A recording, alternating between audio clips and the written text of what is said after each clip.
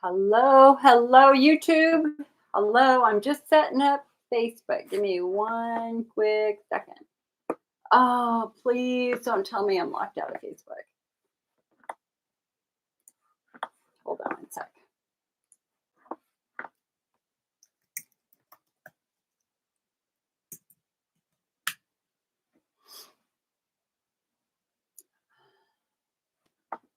Unfortunately, I got exposed to somebody who was pretty sick, and I think I'm getting sick. Let's hope not. Hello, hello. It's Jill from the IC Network. Give me a second. I'm setting up the streams. Alrighty, here we go. That. Now do this. Hello, bear with me for just a quick moment here.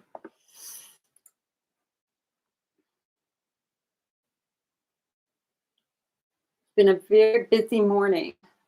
I worked yesterday and I'm working today. I haven't gotten a weekend off, so I'm a wee bit stressed.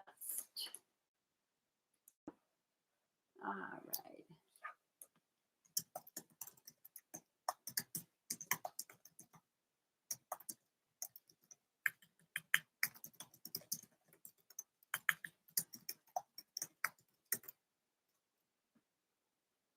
Hello, you guys.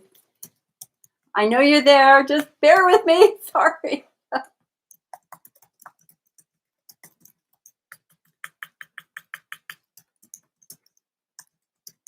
We are putting to bed our latest magazine, and we were just going over final edits, and I just finished that 10 minutes ago. So I am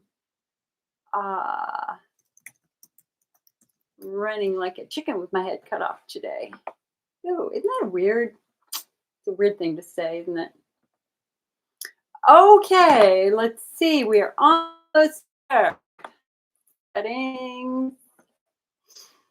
Stream. Okay, let's see if that's going to work. Let's see if the audio is set up. The audio is set up. Oh, is the hair good? You tell me. Uh-oh, now there's nobody watching on YouTube. That's okay. It will change.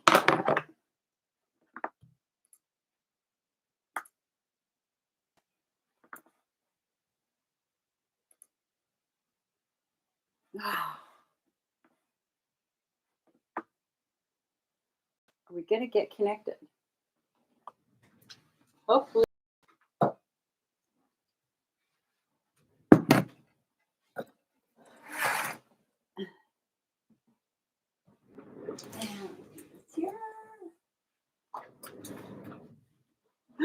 Hello, YouTube, you guys. I'm just setting up here. Give me a moment. Okay, we are almost there. Deep breath. Deep breath. Okay, we are now going live on Facebook.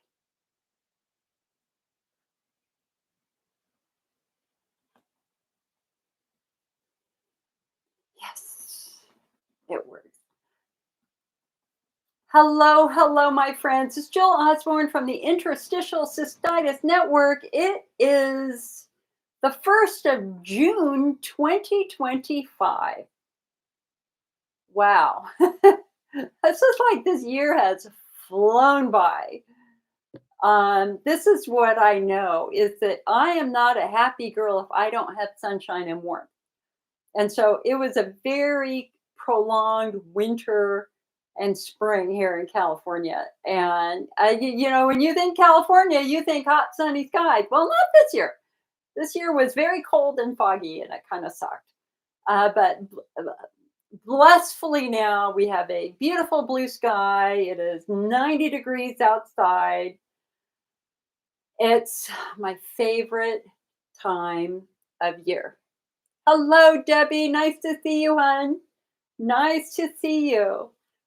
Now, I have been very, very busy this weekend. We are putting our to bed our spring IC Optimist, which is actually a brand new IC Flare Guide. The IC Optimist is a magazine for IC patients, for members who are members of the IC network. It is where we do our best work. And so I should have my final copy to proof tonight, and then it goes to the printer tomorrow, and all of our members should get it later this week. Let's hope so. Okay. Normally, hello, gay. You guys, okay, now we're here to talk our IC, and I've got a couple of new people that I know are coming, including a woman whose husband was just diagnosed with Hunner's lesions. So if you're watching, welcome. I don't want to say your name because I want to respect your privacy. Hello, Angie. Hello, Melina. How are you guys? I am having a day. Number one, just working really, really hard. And then I stressed my incisions. For those of you who don't know, I had double mastectomy for breast cancer, and my incisions are just so annoying. So you just have to bear with me if I'm rubbing them because they hurt, but it is what it is. Hello, Joe. It's nice to see you.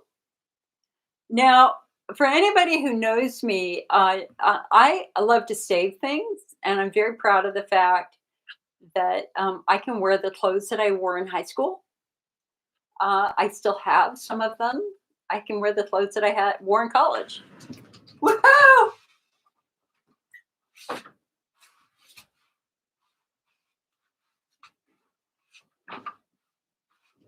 My favorite dress ever is this dress. And I just pulled it out of storage and it fits. I'm like, yes, I'm so happy. I love this dress. And I'm very happy to say that Melanie Griffith wore this dress in a movie. I don't remember which one, but when I thought, I was like so excited. Okay, so anyway, normally when I do these meetings, I do a 30-minute intro of something that's important to talk about, and then I will take your questions for as long as you have questions. Sometimes we go 4 hours, sometimes we go 2 hours. We just see what happens today because it is a beautiful day. And I hope that a lot of you are out because a lot of people watch after the fact. We probably get about 1,000 patients who watch these meetings, usually in the first week following these meetings. Oh, again, we are streaming right now on YouTube over on a computer over here, and we are streaming on Facebook on this computer. So today, in honor of summer, it is time once again to talk about what are the most bladder friendly and pelvic friendly exercises. When you have pelvic pain, your pelvic pain is being caused by potentially a couple of different things. It can be caused by your bladder wall. It can be caused by nerves in your pelvis, such as the pudendal nerve or the sciatic nerve. It can be caused by very, very tight muscles. I can remember my first year. Now, before I was diagnosed, guys, I was really a very, very good athlete. I am happiest at the gym. I am happiest outside walking or playing tennis or just being physical. Hello, Lisa. Nice to see you, honey. Hi, Joe. If I didn't say hi before, hi, Joe. And hello, Anne. Nice to see you, too. So, although I had symptoms when I was much younger, I didn't have pain. I didn't have severe bladder pain until I was 32. And because I managed my stress by going to the gym, and my identity is really fundamentally as an athlete more than anything else. Even though I was in pain, I continued to go to the gym and do a lot of workouts. I used to do Stairmaster. I love Stairmaster. I used to love it. 100 flights of stairs a day, easy. I loved to swim. I loved elliptical. I really loved rowing, but I loved Stairmaster the most. I did 100 flights a day for probably 10 years, like a fool. not knowing that was one reason why my pelvic floor got so tight. So anyway, here I am in pain, going to the gym, and my family saw very, very easily that every time I went to the gym, I was worse. I couldn't see it, they saw it. And they kept saying, Jill, what are you doing? Don't you see that you're crying when you get home? Don't you see that you're up at night? And of course, back then we're thinking bladder disease, bladder disease, bladder disease. We're not recognizing back then that pelvic floor muscles can do a lot of this, this pain that we're struggling with, and the exercise tweak pelvic floor muscles. So my family got really angry at me, and they were just like, "Stop it! Stop going to the gym. You're hurting yourself." And I'm like, "I need to go to the gym for my psyche." And then I met Sally Sulek. Sally Sulek, who has since passed away, was the ICA state coordinator for the state of California. So she ran the support groups in California where I became one of the support group leaders. And I was crying with her on the phone. She was the person who told me about diet. I didn't know about diet. I didn't know that cranberry juice was making my C that much worse. And I very specifically remember talking to her about how I forced myself to go to the gym, even if I was crying. And she said, Jill, would you go try to run a marathon on a broken leg? And I went, no. She said, then why are you trying to run a marathon on a broken pelvis, on a broken bladder? You're not giving your body time to heal and recover. And those were, I never looked at it like that. In my brain back then, 30 years ago, I'm thinking, I'm not going to let this bladder disease rob me of something that I love to use and something that I love to do. By golly, I'm not going to let it stop me. So I would go to the gym anyway. But she was the one who said, don't look at this like a disease. Look at this like an injury. Does it make any sense to go run a marathon on a broken leg? Of course it doesn't. And that was the moment where I went, oh, like I'm really hurt. The irony, right? Like when you're in the middle of it, you're just trying to get through the day. You don't understand the physical reality of what's driving that pain. You just want to do stuff. And that was the moment I gave myself permission to go, maybe I shouldn't do this. And I backed away from the Stairmaster. And I walked, but I backed away from the more aggressive exercises. And of course, hindsight is 2020. This was again back when we all thought IC was a bladder disease. Well, now we know that IC has many potential causes, that IC is essentially a pelvic pain syndrome for which there are many potential causes. We also know in my case that I have a perfectly healthy bladder wall.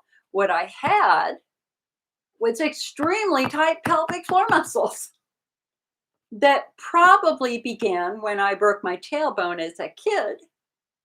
When I was 13, that's when my symptoms started. I couldn't sit through class without going to the bathroom. My teachers got very angry. And of course, everybody thought I had an infection back then, so they gave me lots of antibiotics. Okay.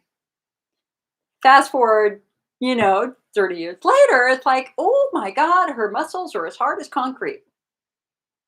That all of my symptoms were really being driven by muscles and nerves rather than the bladder wall because I am in the pelvic floor phenotype.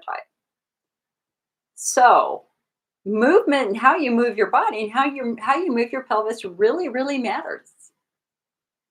So there are exercises that are easy on the pelvis that you can enjoy with abandon, and there are other exercises which are going to exacerbate your symptoms, like Stairmaster.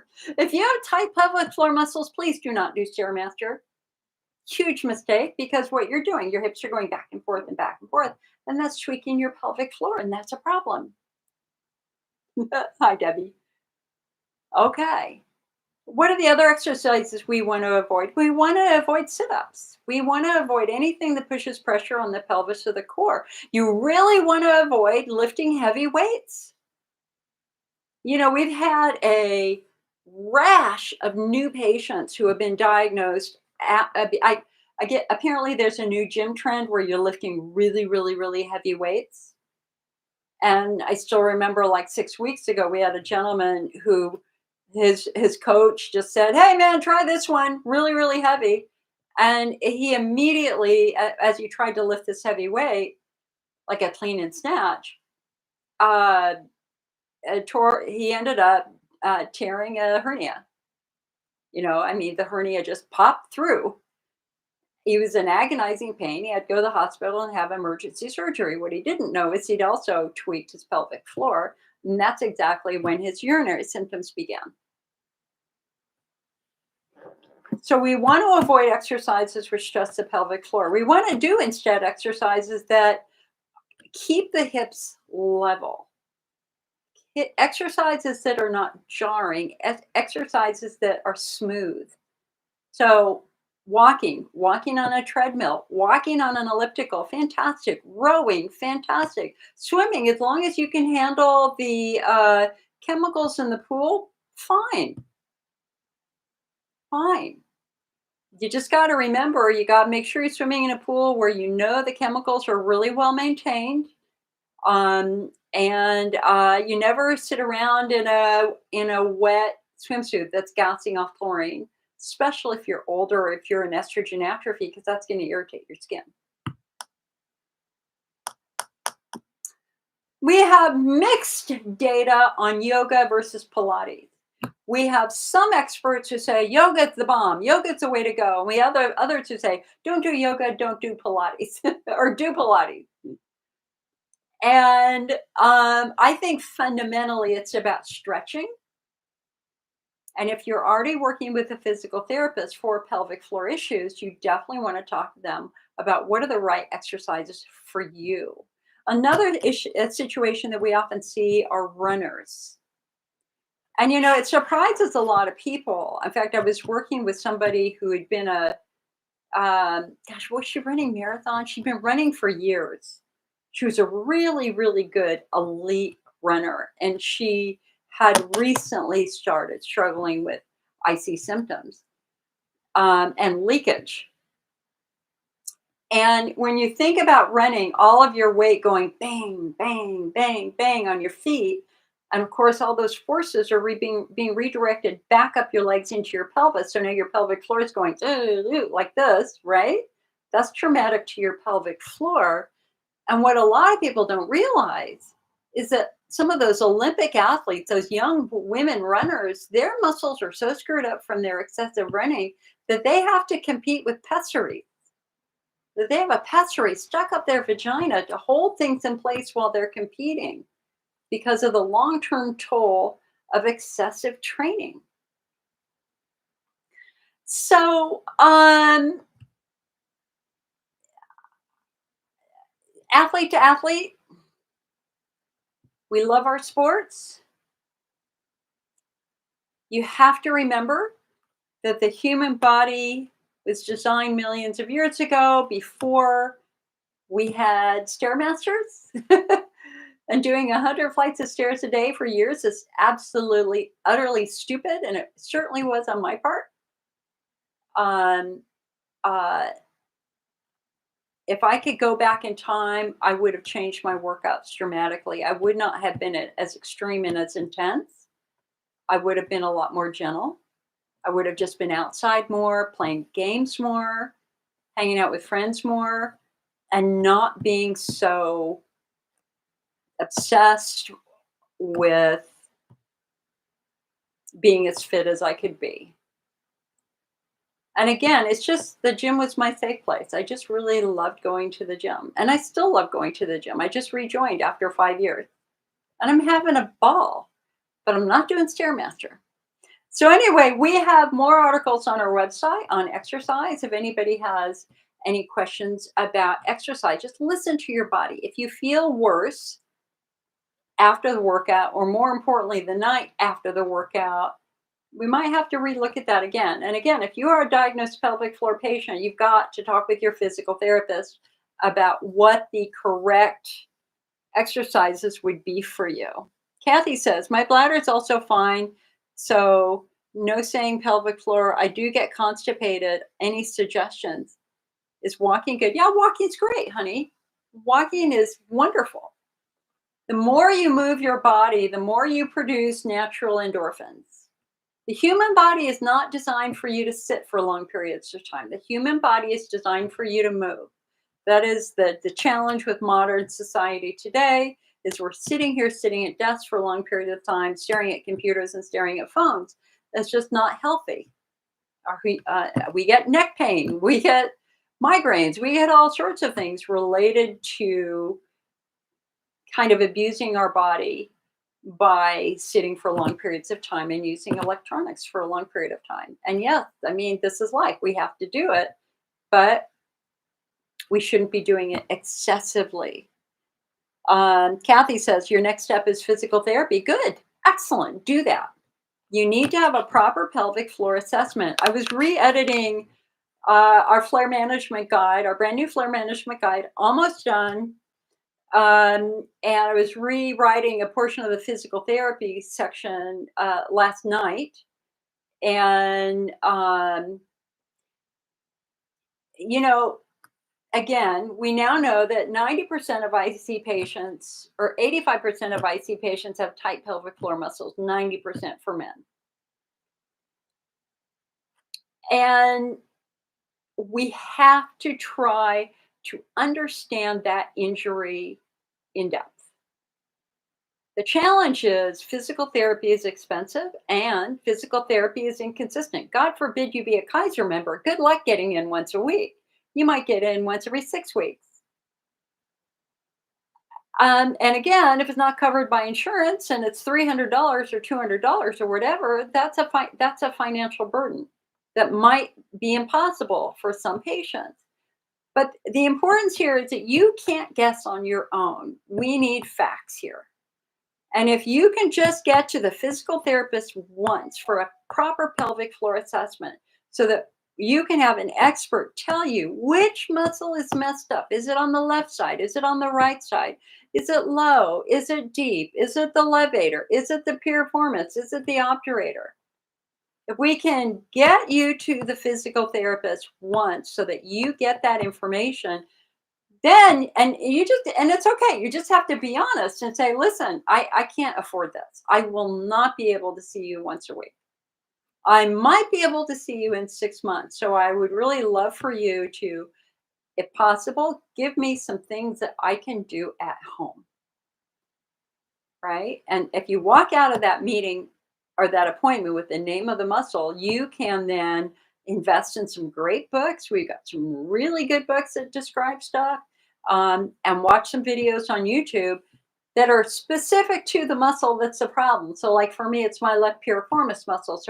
So I used to look for videos that focused on what can I do to relieve piriformis syndrome. What doesn't work is for you to keep taking bladder meds. A bladder med doesn't help. A bladder medication does not fix underlying pelvic floor dysfunction. And that's the biggest lesson we've learned in the last 30 years. Is bladder therapies in major research studies simply don't work for the great majority of patients. Pelvic floor therapy, on the other hand, is the single most effective therapy out there. Now, the exception for that, of course, is Hunner's lesions.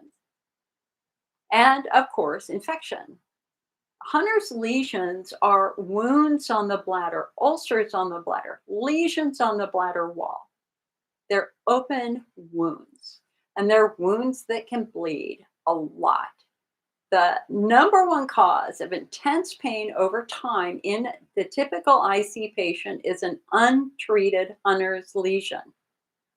Why? Because every time your bladder fills up with urine, the urine gets inside the wound and irritates the nerves and causes terrible pain. God forbid you be drinking coffee or soda. Then it's even worse. So for these patients, therapeutically, we have to focus on creating an environment that will allow that wound or give that wound a chance to heal. And for patients with Hunner's lesions, number one, diet is everything. If you're not following the IC diet and you got active lesions, you're, excuse my bluntness, you're an idiot. I'm sorry for being that blunt, but you absolutely should not be drinking something very acidic when you have wounds down there. The acid is going to go right into the wound and it's going to give you terrible pain. And then, of course, we have therapies. The most common therapy is to cauterize the wound. That way we can at least get it closed. Maybe a little bit of healing going on there. But with Hunner's lesions, we now have a lot more information on what causes a Hunner's lesion. We don't just want to chase the symptoms. We want to fix the underlying problem. And with patients with Hunner's lesions, it is often a viral infection of the bladder wall. We have multiple studies now that have found the Epstein-Barr virus and an active polyoma virus in the urine of patients with Hunner's lesions. And these viral infections are not found in patients without Hunner's lesions. So I was working with a mother a couple, I don't know, like 6-7 weeks ago, or maybe less than that, who had a young daughter, 13 years old. She had 7 Hunner's lesions. That's crazy unusual. We would normally expect to see that level of Hunner's lesions in somebody much, much, much older. A 13-year-old with terrible, painful wounds in her bladder. And that's so rare. And so as we were talking, I said, well, we now have new research, which is linked to virus. Is there any chance you've had mononucleosis in your home? Has she been exposed to mono? And she goes, yes, as a matter of fact, my other daughter, who sleeps in the same bedroom, had severe mononucleosis last year. So therapy for her, once they were able to confirm that she did indeed have a mono infection that unfortunately just found a home in her bladder as compared to her lungs, is going to be antivirals and a lot of rest and a lot of diet modification so that we can just calm this tissue down. We have Lonsted.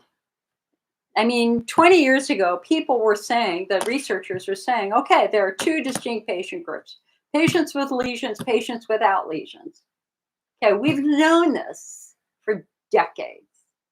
You biopsy a lesion, you find massive inflammation. You biopsy a patient without a lesion, normal bladder wall.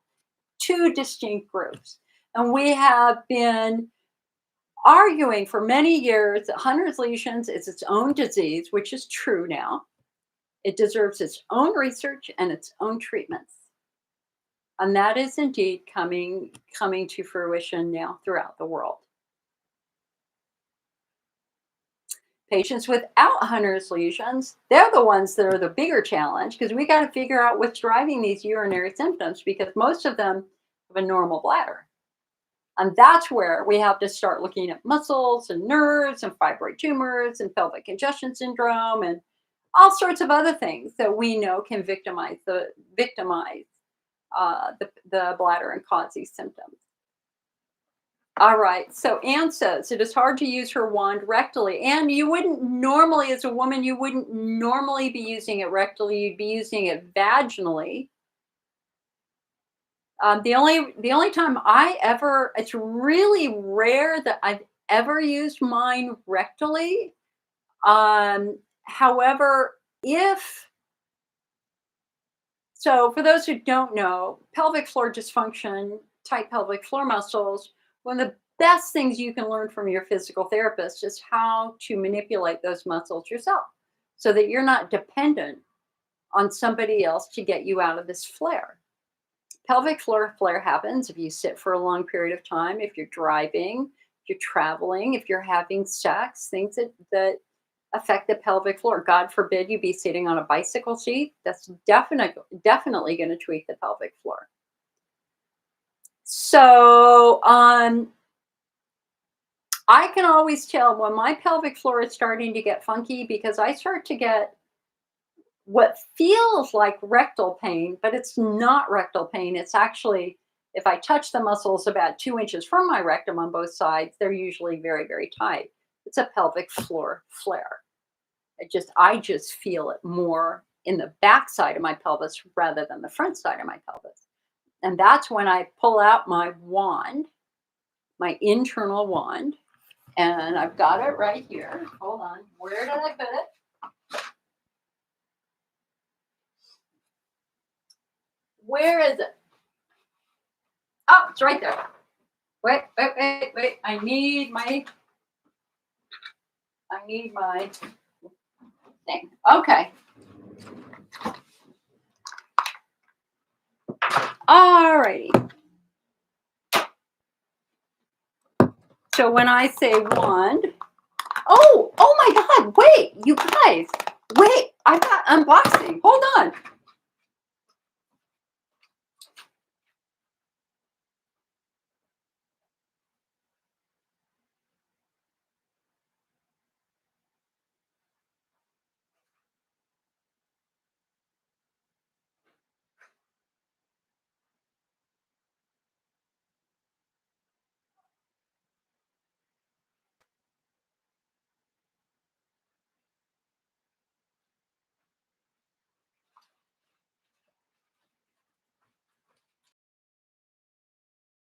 Okay.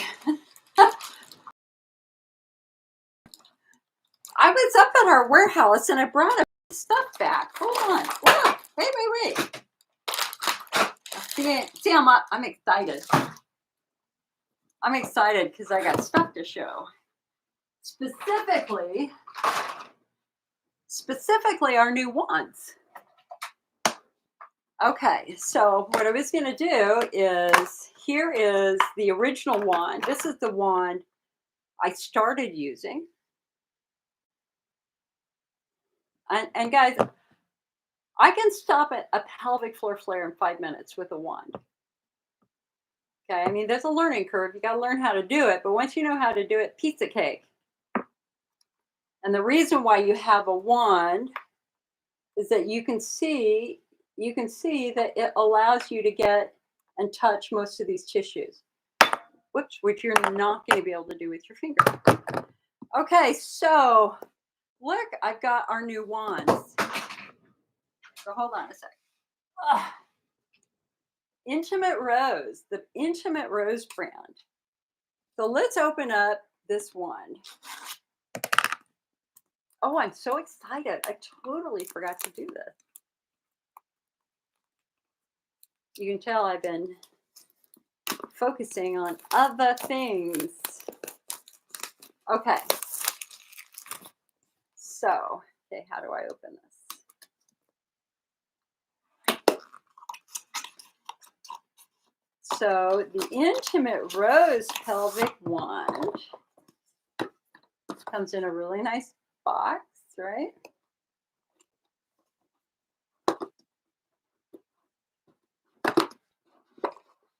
Ooh. Look at that. There you go. So this is another example of a wand. And again, you're using it vaginally. Obviously with a little bit of lubricant. So I can see doing both ways. I can definitely see doing it both ways. Interesting. I thought it would be a slightly different shape though, I will be honest. But it's a perfectly fine shape. You can see it would be a lot easier to manipulate. Okay, so that's one. The other one is the vibrating wand. And the purpose of the vibrating wand is to relax muscles even more. And it's not sexual in any way, guys. Don't think of it that way. This is about dealing with pelvic floor muscle injuries. All right, so let's open up this one. This is the vibrating one.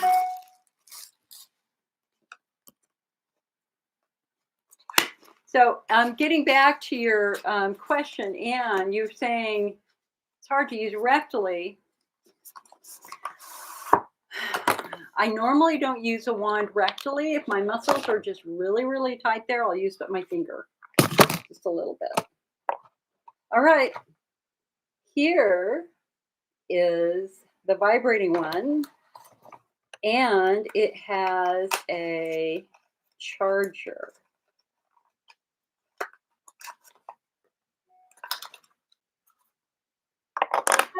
So let me, I'm going to put it in a computer. Let's see if we can charge it for a few minutes and see. It'll probably take about an hour. Hold on.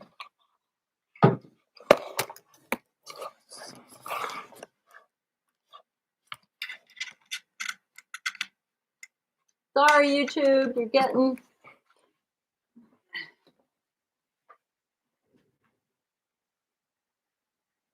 Okay.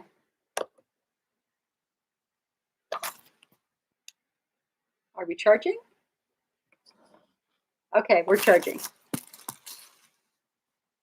Okay. Ah. I got excited there. Sorry about that. So, getting back to Anne's case, you know, using a wand rectally doesn't make a lot of sense unless your physical therapist specifically tells you to do it. It's much easier in a woman to reach these muscles vaginally. Now, of course, if you're a gentleman, you do have to do it rectally. Okay. Look at all that stuff. Now, more stuff. We have the Intimate Rose personal lubricant. We have the Intimate Rose probiotics, and there's more on that later. We have Intimate Rose boric acid suppositories for people struggling with bacterial vaginosis. And there's one other intimate, here it is. And here is the Intimate Rose Vulva Balm. Just like the V Magic Vulva Balm, they also have a Vulva Balm. It's actually a couple of dollars cheaper, but they're both really, really good. Okay, what else do I have here? Cold packs. If you have vulvodynia, or if you have pudendal neuralgia, where you can't use heat makes you feel worse, but cold makes you feel better. We have these easy, cool cold packs that there's just a gel pack that you can put in your, see, there it is right there.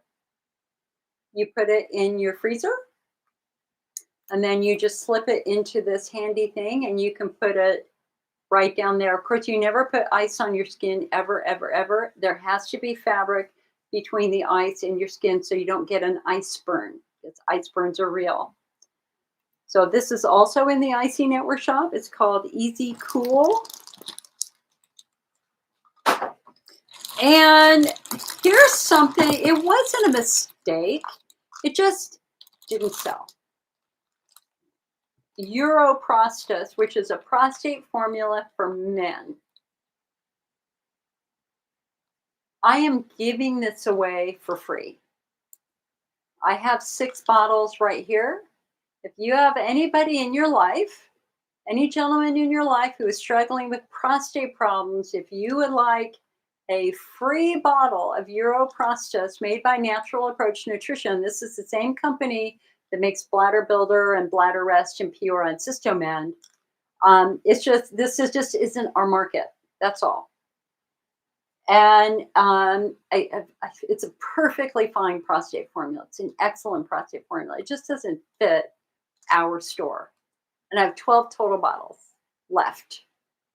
So freebies, anybody want a freebie prostate? All you need to do is email me, icnetwork@mac.com.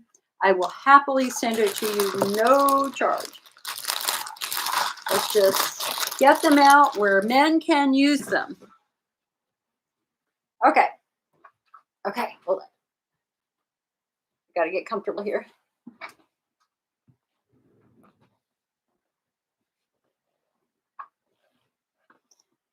Okay. Erin says, thanks again for your help this week. You're the best. You're welcome. Donna says, Heather's tummy fiber has been wonderful. It made such a difference for me and so easy to use. No more pelvic pain since I've been using it. Excellent. And that goes on with Kathy over on YouTube, who said she's struggling with constipation. Of course, constipation can be caused by very tight pelvic floor muscles that make it difficult to relax enough to release urine. But in the same sense, our IC diet is not particularly high in fiber. When you don't feel well, you tend to back off on a lot of foods. And also you tend to stop drinking water, which is a really big mistake because you gotta be hydrated for healthy bowel movements. If you're passing hard marbles, as I have done in years past, that means you're not drinking enough water and eating enough fiber. Your stool, your poop should be long and slender and soft. Hard marbles are a sign you need to change your diet. A woman needs 20 to 25 grams of fiber a day. A man needs 25 to 35 grams of fiber per day. I went through a period of time where I had very, very painful bowel movements associated with my IBS. And I finally got to see an IBS specialist. And she took an hour with me and went through my whole history. And it was probably the most productive doctor's appointment I've had in my life was with this IBS specialist. And she just said, Jill, how many grams of fiber are you eating? And I went, oh, I don't know. Nobody's ever asked me that question. And I said, I'm sure it's good. I'm sure I have a really good diet. And she's like, well, prove it. Take this list and go home and count what you're eating. I went home and I counted what I was eating. Yeah, I was eating 5 grams of fiber a day. It's like, no wonder I was having trouble with constipation. Once I increased my diet, my fiber intake, and I actually started counting it, guess what? Things got massively better. And now that's just what I do is now I have a much better grasp of the foods that are high in fiber, and I make sure that I eat them. My friend is peas, green peas. One serving of peas is 13 to 16 grams of fiber a day. What does not have a lot of fiber in it is white bread and pasta. It does have a lot of fiber in it, fresh fruits and veggies. So Google high fiber foods and take a look at those. And remember, your goal for a woman is 20 grams of fiber a day. Your goal for a man, 25 grams of fiber a day. And also, if you're, we have a section on our website that talks about kind of different ways to approach constipation. One of the products that I really love is Heather's Tummy Fiber. I use that for quite some time. It is a soluble acacia fiber, very gentle on the gut, dissolves in water, no flavor. And that's just an outstanding source of extra fiber if you need it. That's available in the IC Network shop. What does not work for me is psyllium husk. And of course because I find it irritating because it turns out it's half insoluble fiber, which is more irritating for those of us who are sensitive. And always be very, very careful with stimulant laxatives like Senna. If you do those every day, your body becomes used to that, adapts to that, and you begin to lose your ability to have a normal bowel movement if you're dependent on stimulants. Okay. Lori says, Dr. Bree has many pelvic floor exercises on YouTube. Excellent. Donna says, I take lactoferrin every day. Does it hurt to take it with bladder rest? Not at all. They're very different. Jody says, why do I have bladder infections every month? My doctor told me my infections are not going away. He said they're colonized. You're tired of bladder infections. So, Jody, that's actually really rare. I know that there is a big group online who's telling every IC patient they have an embedded infection. That's simply not true. We now do something called phenotyping, and now we recognize that most IC patients are neuromuscular in origin, like a fibroid tumor pushing on their bladder, an old pelvic injury, an old tailbone injury, etc. But infections happen. That is a distinct phenotype of IC. So you asked exactly the right question. Why are you prone to bladder infections every month? If you've had 2 infections in 6 months, 3 infections in a year, you are in the complex UTI patient group. This is not a simple UTI. This is a complex UTI. There's been a lot of research on this. I attended a course on this at the National Institutes of Health years ago, where they were trying to figure out why this happened. And so, in the research, what they did with the women who were getting infections all the time is they took vaginal swabs every day and urine samples every day. They did everything to study these women's bodies. And here's what they found: 24 hours before the infection arrived in the bladder, it was living in the vagina quite happily. And this then led the researchers to ask, well, wait a second, what's happened to our vaginal defenses? Why has the vagina become a safe haven for bacterial overgrowth? And the answer was dryness and estrogen atrophy. Your bladder and your tissues defend themselves with a thick coating of mucus. And the purpose of that mucus is to act as a barrier. It pushes bacteria away. It pushes urine away from the skin. But it's also estrogen dependent. So when you're young and have a lot of estrogen, you got a lot of mucus. But if you're on Lupron, if you're on birth control, or you're just getting older, guess what? You don't have the estrogen anymore, which means you don't have the mucus anymore, which means it's basically an open door to bladder infections. And so what Dr. Anthony Schaefer said in that class is that when we find a recurring UTI in these women, not only must we give them the correct antibiotic to kill the bacteria, we must make sure that we give them estrogen to improve the quality and health of their skin. Because until we improve your body's ability to fight the infection, you're going to still struggle with infection if those infections are caused by menopause. The second thing you want to look for is an immune disorder. Now, I have a very close family member who has had dozens of bladder infections over and dozens of sinus infections throughout most of her life. And we just kind of all thought that because she married a wonderful gentleman who I absolutely adore. They live in an old farmhouse. That maybe that there was something in the old farmhouse that was kind of environmental. But they literally just found a couple of years ago that she has an immune disorder. It's called common variable immune deficiency, or CVID. It's not COVID, it's CVID, and it's age related, or the immune system gets damaged through a toxic chemical exposure. So when they tested for her immunoglobulin G levels, her IgG levels, she had none. None. And so now, every month, she goes and gets an IgG infusion. And guess what?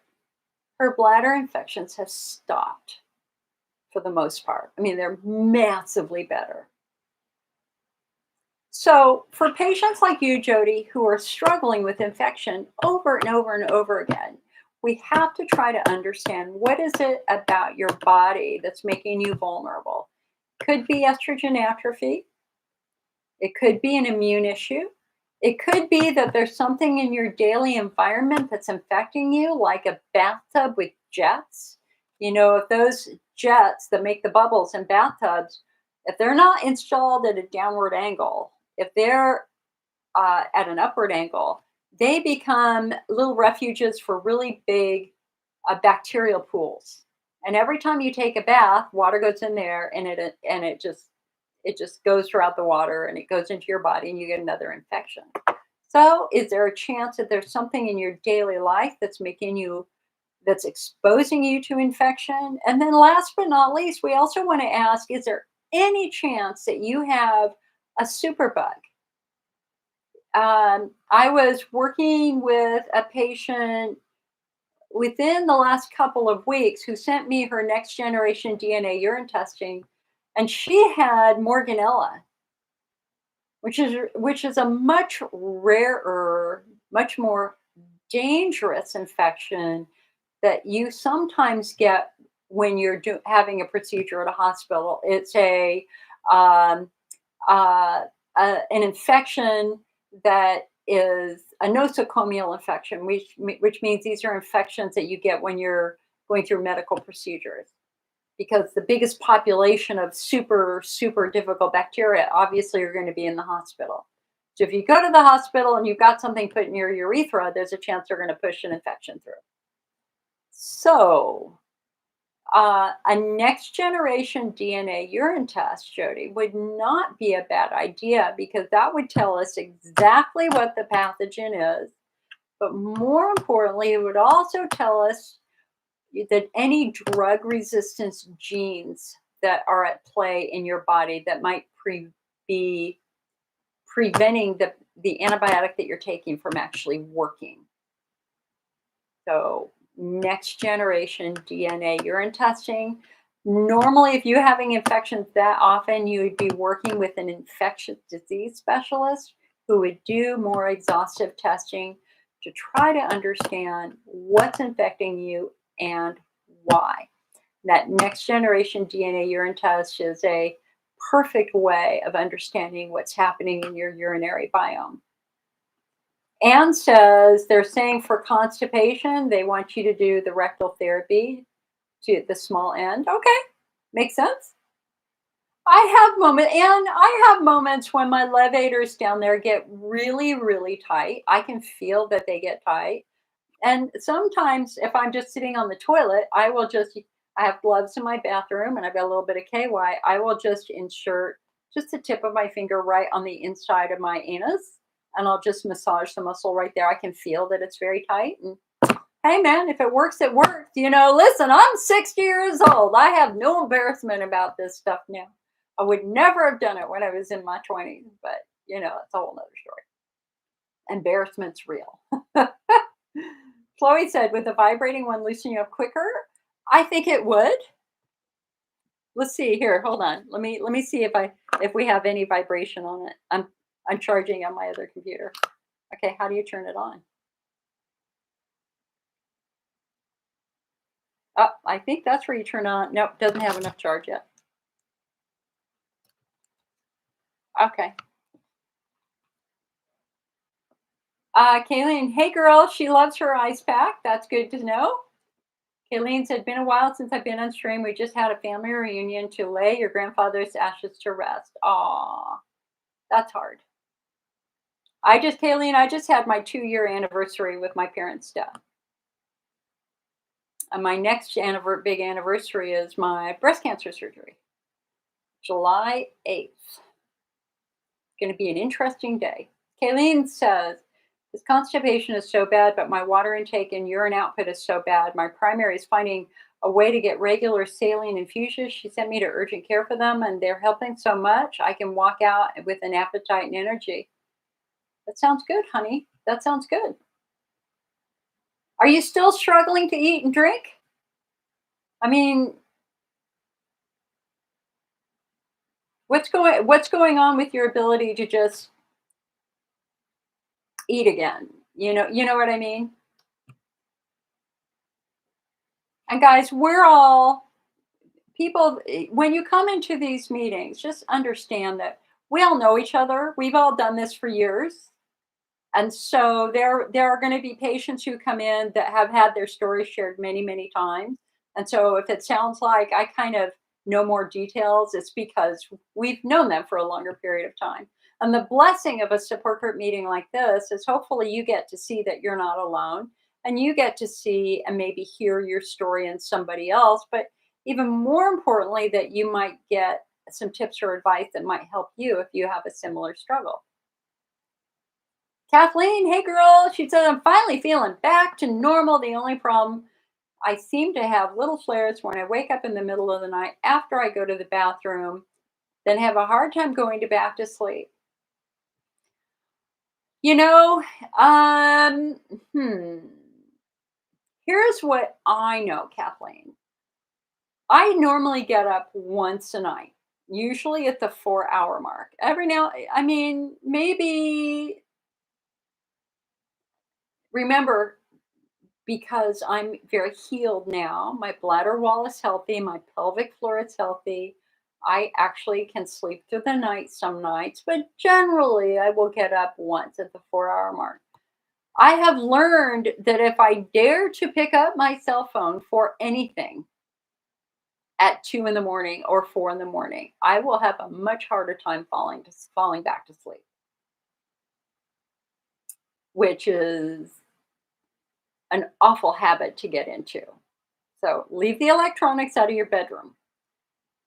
Number two, the fact that you're having pain, you're having little flares when you wake up after you go to the bathroom, that points us to your pelvic floor. And so whenever I do get up. Now I sleep with a heating pad. I sleep with the IC Network microwavable heating pad. Because I have a very tight neck in TMJ, I get very tight psoas muscles. So my bed partner is a heating pad. I will often put it right here to keep my jaw from dislocating because my left jaw likes to try to dislocate. Again, really bad TMJ. Um, so I'll just stick it right here.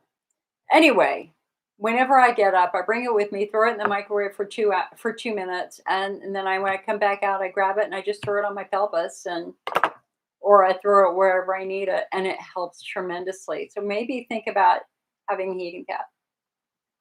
Anne said, "What's a supplement for constipation?" It's not a supplement; it's a fiber. Heather's fiber. Here, let me see.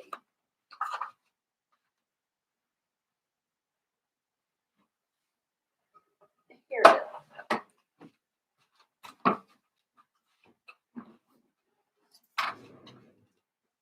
Here it is. Heather's tummy fiber. Love this stuff. Love it, love it, love it. I used it for years, but now, now that my diet is so much better, and I mean I haven't eaten a hamburger from a fast food place in 20 years. I mean, my diet is so much cleaner now and I'm just so much better for it. And having normal bowel movements is a big plus.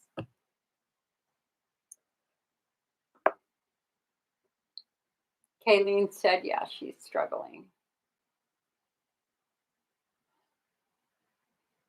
She says, I'm not ready for inpatient because of the traumatic hospital experience she had in December. You got a puppy, needs to lighten my life. Nice. Well, if you have a puppy, then you're going to have to do outpatient because you got to take care of your puppy.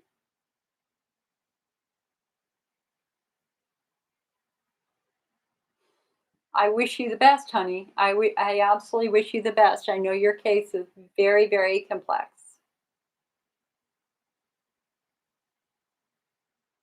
Kathy says she takes bladder builder, PEA, lactoferrin. Is this a good idea even though my bladder is clear? Kathy, I think I would say that you should start backing off on that.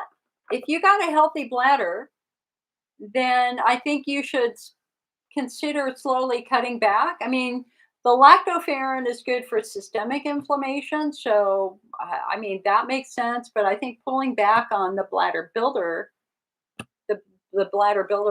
is completely logical. But maybe keep the PEA up there because that's going to help keep your nervous system calm. The goal here, guys, you can tell I'm a terrible businesswoman because there are businesses out there who say just take more and more and more, especially if you're flaring. And my answer is no, no. If something isn't working, do what the American Urology Association says. Stop what you're doing, take a step back, and revisit the diagnosis. If you've been on, oh God, I've got a story to tell you. If you've been on Elmeron for years and it's not helping, why are you taking it? All right. So RD says, oh, Carol says, glad to have finally found you. Welcome. RD says, hi, Jill. Recently had a cystoscopy to check for mesh erosion. I've had 2 bladder surgeries to remove mesh. Girl, woo, yikes. My question is, can bladder scarring be the cause of frequent urination? Possibly. I mean, so urinary frequency is caused by the alpha afferent nerve in your bladder wall. So what that means is that that nerve is being irritated and inflamed for some reason. So we have to figure out what's irritating it, And so it could be neuroinflammation from tight muscles. It could be estrogen atrophy that's leaving the nerves exposed. It could be too much caffeine, a chemical irritant of some way.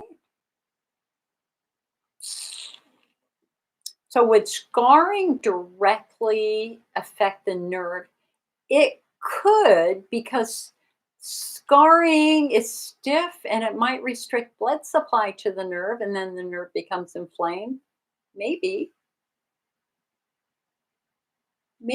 Yeah. She said, I also have pelvic floor trauma. Yep. And pudendal neuralgia. Me too. And you had a hysterectomy. Yeah, which with the mesh. Lots of pelvic trauma, son. I was working with a patient this week who had 3 or 4 surgeries before. What surgeries did she have? Okay, what was it? She hadn't had the hysterectomy. She'd had, oh yeah. She had a 21, no. What was it? Was it 12 or 21 pound ovarian cyst removed when she was, no. It's a 12-pound ovarian cyst removed when she was 21 years old. And she had this huge vertical incision from above her, or just above her belly button all the way down. It was this massive cyst. And that was a significant trauma that led to significant pelvic floor dysfunction for her. Kayleen says Grandpa would have loved him, but I think at the reunion I saw him working. Aw, cute. Karen says, talk about lactoferrin. You're on PEA and bladder builder. Okay, so lactoferrin is a protein found in colostrum. Colostrum is the most important part of mother's milk. That's the first part of mother's milk that a newborn baby receives. The purpose of colostrum is to build that baby's immune system. Colostrum is considered a front line of defense for our immune system. We as adults make our own lactoferrin. We have lactoferrin in our tears. We have lactoferrin in our vaginal fluid. It is an active, productive, important part of the human immune system. The challenge is apparently lactoferrin levels can decline after aging. I think there's things about lactoferrin that we don't quite understand that limit its availability as we get older. So they have been studying for many years now the use of lactoferrin in adults to treat various medical conditions successfully. And so 3 years ago, a research team was able to show and prove that lactoferrin helped to prevent recurring bladder infection. It was a research team in Italy. And I'm going to tell you right now, I mean, yes, we got some fantastic researchers in the United States, but there are equally fantastic researchers around the world. And there are some very dynamic researchers in Italy and in Europe. So it was this Italian university driven research team that found that lactoferrin could help fight recurring infection. Well, last year, they released the data of an IC study with lactoferrin help IC. And they were very smart about how they did the study because they did cystoscopies before and after treatment. So we looked at the bladder before and we looked at the bladder 6 months later. And they measured systemic inflammation through blood testing before and after. And of course, they had a symptom survey. And here's what they found: 31 patients in that study, 28 out of 31 at the end of treatment had no pain and no symptoms. Their systemic inflammation had improved, and their red inflamed bladders had become pink and healthy, and Hunner's lesions almost completely disappeared. They could barely find any residue of those lesions. For the other 3 patients in the study, they had 1 flare. So this is the first study that I'm aware of that has shown direct, observable changes in the improvement of the bladder wall. And interestingly, although they make their lactoferrin product, they package it in Italy, it actually comes from Australia. Um, and so it took me a couple of months because I was recovering from major surgery myself. I brought in lactoferrin from Australia also. The reason why we get it from Australia is because there's no bird flu in Australia. We don't want a cheap Chinese, Asian, or American lactoferrin because our dairy industry is infected with bird flu. It's just endemic now. So there's no bird flu in Australia. So that's the most popular source of getting lactoferrin. And so we now have patients who have been using, I think I went with the study came out in July.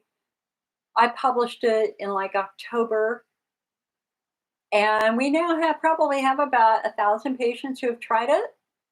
And the first phone call I got about 3 weeks afterwards was from a patient who had been getting up every hour for 10 years.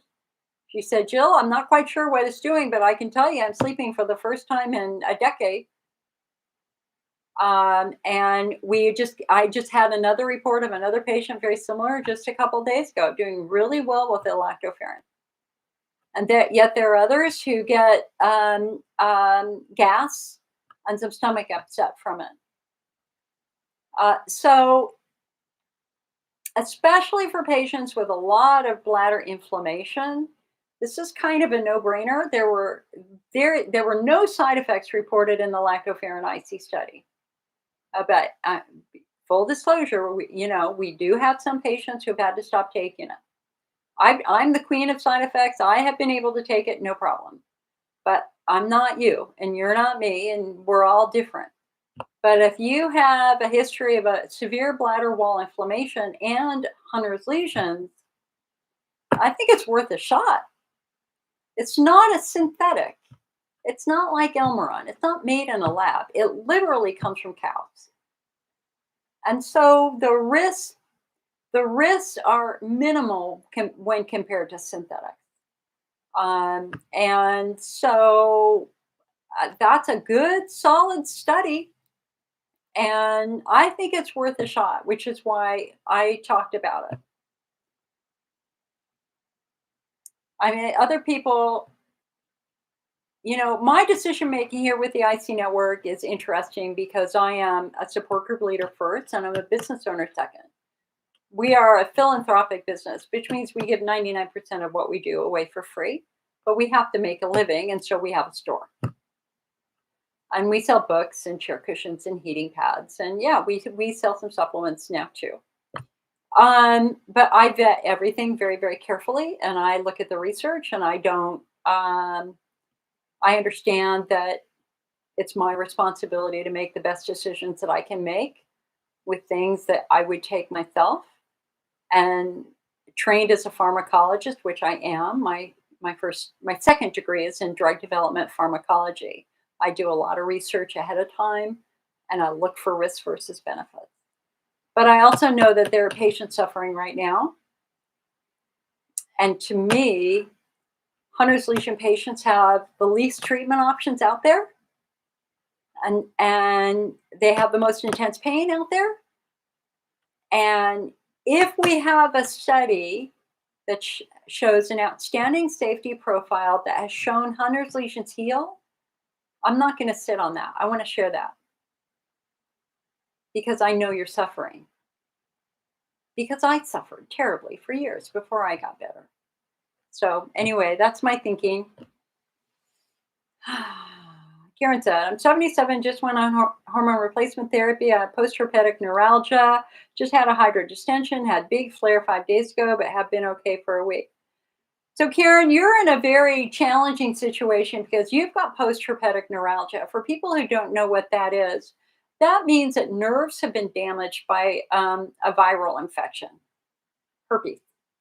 Worked with many patients who have post-herpetic neuralgia. And one of my very first patients, who's been my friend since I started the IT network, she has a wicked case of post-herpetic neuralgia. So we've got nerves that are incredibly inflamed. And where is it? Here it is.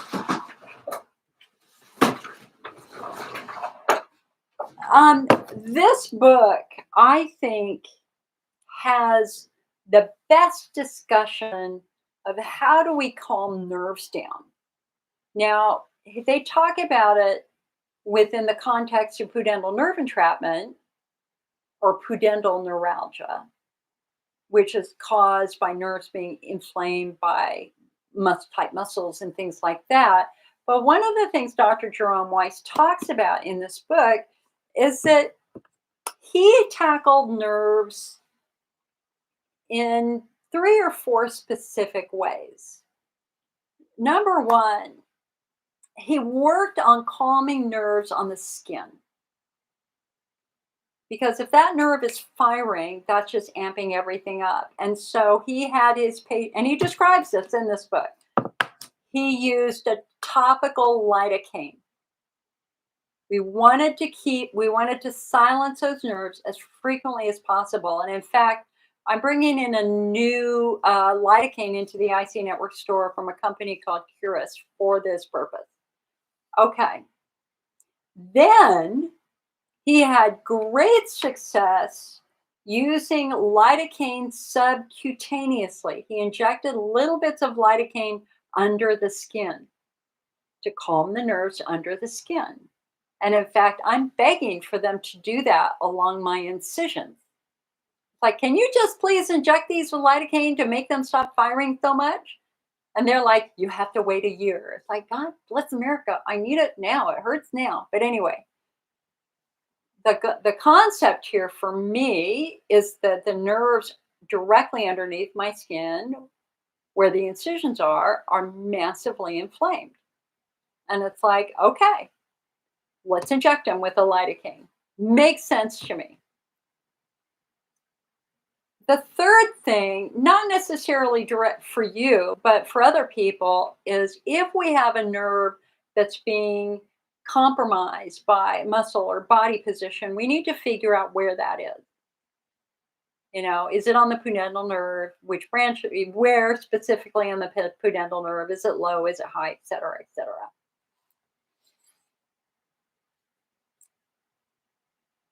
If muscles are tight, we need to find the restriction. So that's the third way we do it. We need to restore muscle tone. Sometimes what happens with nerves is they get stuck. Normally, nerves slide. They move as you move your body. But if they get entrapped in scar tissue, they get stuck. And then when you move it, you pull it and it hurts. And so physical therapists often work to release nerves to get them to slide properly again. And then from a medication standpoint, there are medications that can calm nerves down systemically. But before you go the medication route, you go the supplement route because they don't have the same side effects. And so that's going to be, where is it?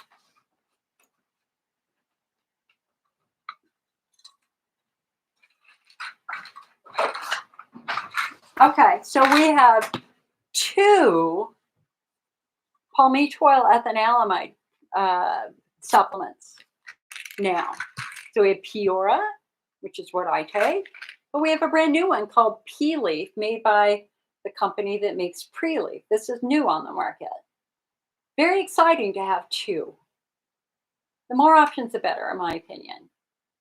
Palmitoyl ethanolamide, PEA, has been proven in many, many, many studies to reduce nerve pain. Shingles, burning mouth syndrome, surgical pain, acute pain, chronic pain, fibromyalgia. The IC study, again, was truly exceptional at reducing pain. Like 87% of I think 87% of patients who use PEA reported a significant reduction in their pain.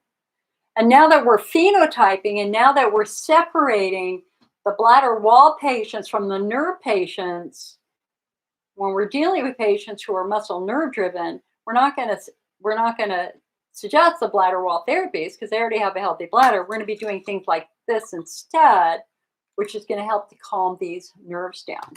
So you can try the supplements. No side effects in the IC study, no known drug interactions with PEA. One recent study did found a few side effects, but the side effects were also in the placebo group, which made no sense at all. So I have questions about that study. And then last but not least, you can go with the traditional medications like Neurontin, gabapentin, Lyrica, things like that. But of course, those come with a lot more side effects. So to be a post-traumatic neuralgia patient is a hard road, my girl. On the other hand, we have a lot more resources today than we had 10 years ago. And the PEA is fantastic for calming nerves down. So I think that would be something that's worth a try. You come to the IC Network, go to the front page of the IC Network website. There's a blog on that right now where I just updated all the research because we just get new PEA studies all the time. The latest PEA study showed that it was helpful for menstrual cramps, which means, my God, I could have used that 40 years ago. Chloe said, how long should I try a supplement to see if it works? 3 to 4 weeks? No, it's more like 3 to 4 months, honey. It takes 2 weeks for one cell to be replaced in the bladder. And so that bladder is the slowest healing organ in the body. To expect anything to happen that quickly, especially if you have Hunner's lesions, I think is a little unrealistic. I would say at a minimum 6 to 8 weeks. Christy said, is it safe to take more than 2 PEA 500 a day? Every company is going to say follow their recommended dosing. And their recommended dosing is 2 a day. Let's see what PEAs.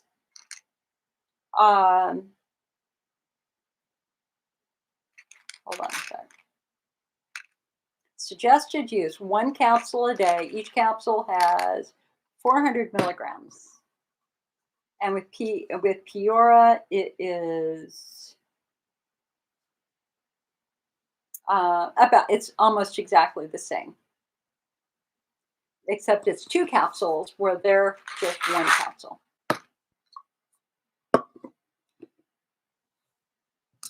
But if you come, Christy, if you come on over to the IC Network website, go to that PEA blog, and there are links to all the studies. You can go look at the studies and see what they have to say. You can look at the dosing they're doing, because I know that a number of studies have been doing 1,000 milligrams a day. I just can't be the person who says it's okay. It's never my place to tell you to take more than the company is saying to tell you. It's saying to you. Carol says, what is the book I'm holding? It's called Breaking Through Chronic Pelvic Pain by Dr. Jerome Weiss. It's in the IC Network shop. It is, in my opinion, the best book for anybody with pelvic floor stuff. It's filled with case studies, really good. I mean, it was so thoroughly done. Great pictures. Like this is the pudendal nerve as it's coming off the sacrum, and you can see how it weaves in and out of muscle. So if that muscle is screwed up, it's going to directly affect those nerves. Love, love, love, love, love this book. And we might have some availability issues.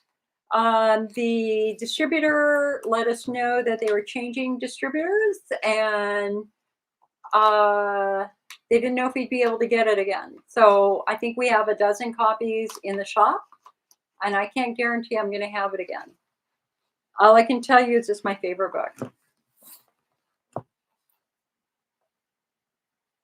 All right, let's go back to YouTube here.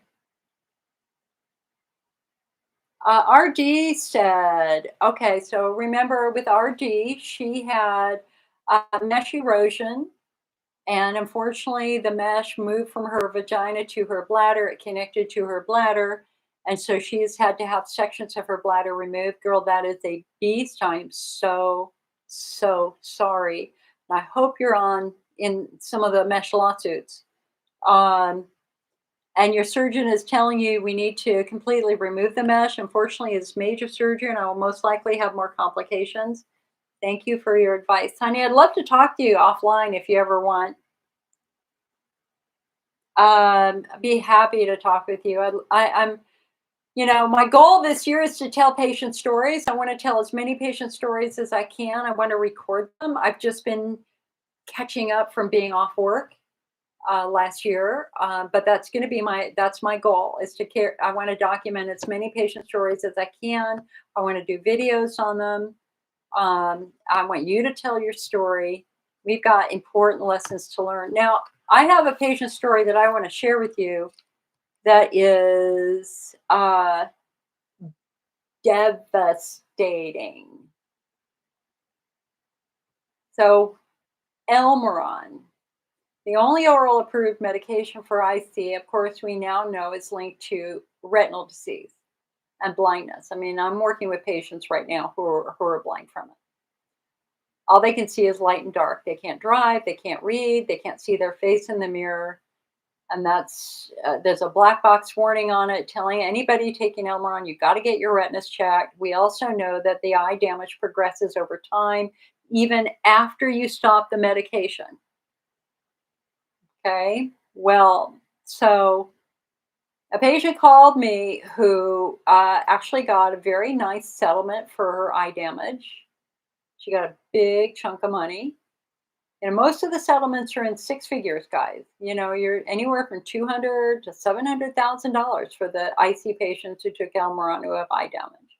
Pretty good. And they deserve it. In my opinion, they absolutely deserve it.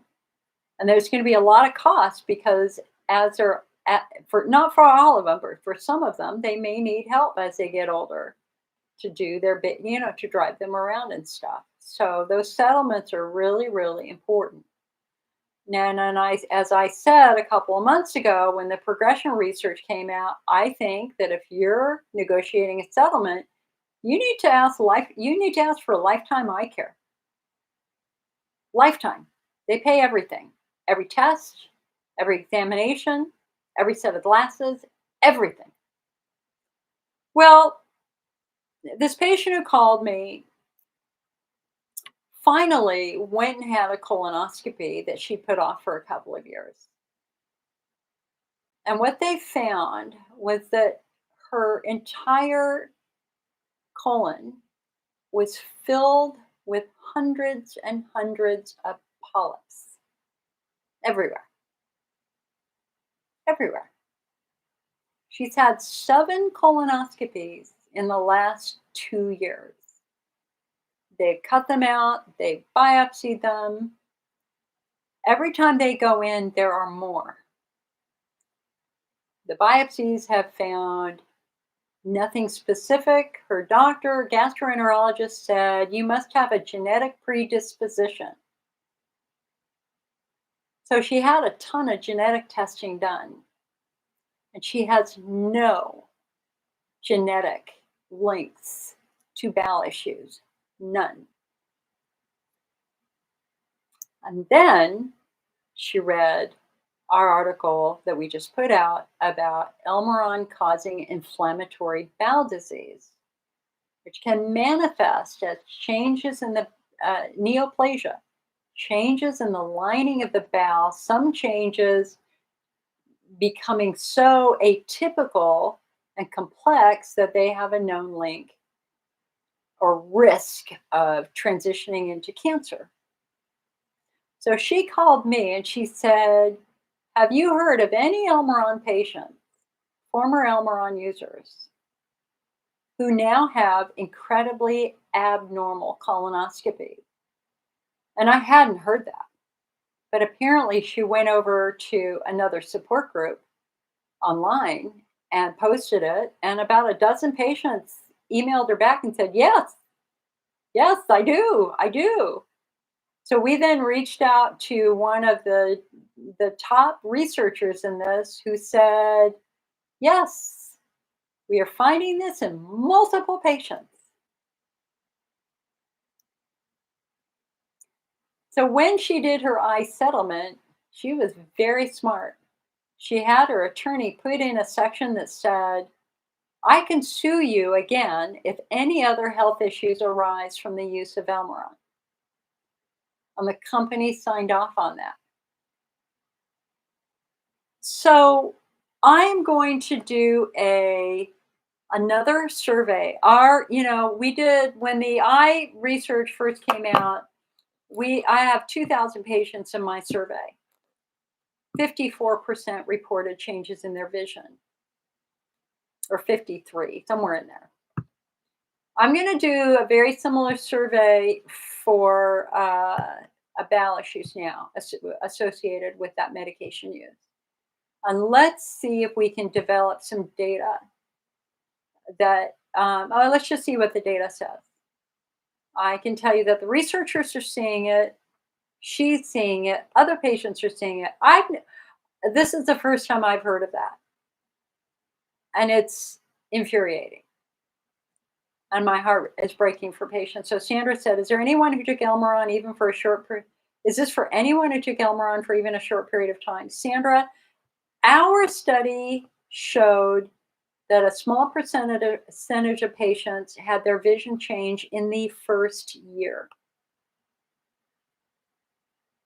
So, and the challenge here is that we still have doctors who are telling patients to get on it. And it's like, what other evidence do you need? We now have 3 studies showing the damage progresses over time. Not my studies. These are major university studies. And we just had another study come out just like this week. I think. I can look for it. So Elmeron, you really have to weigh the risk versus the benefits. So the risk of eye disease is significant. But we think and believe that the risk of inflammatory bowel disease could also be significant. In the Emory Eye Institute, in their first paper, and I've got an article on this on our website, and I give you all the research studies, they were following a group of Elmeron users over time just to see, what their long-term prognosis was. And they noticed that, they all had bowel problems. Most of them had inflammatory bowel disease or irritable bowel syndrome. But then they realized that a good chunk of them had actually had their bowels removed, colectomy. And they went, well, that's way, way over the top. And now I was just reading a paper 2 days ago as I was working with this patient.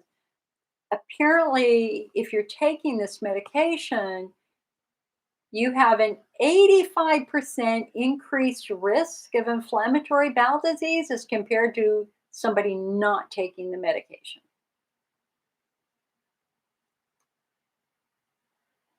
So expect more info on that. That's going to be something I'm going to be working on in the next. I'm so busy. We've got so much going on, but that's got to happen.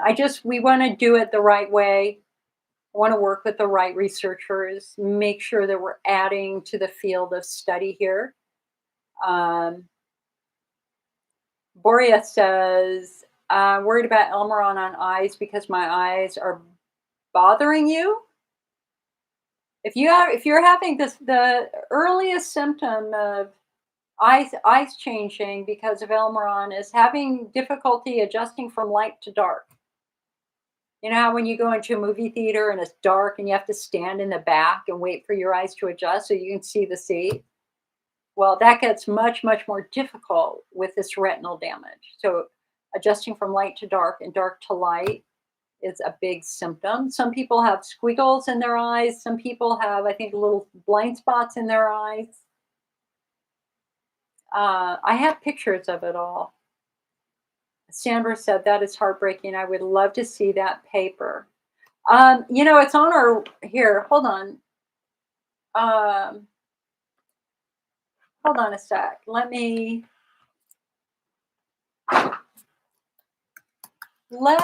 see. Oh God, my neck is so tight right now.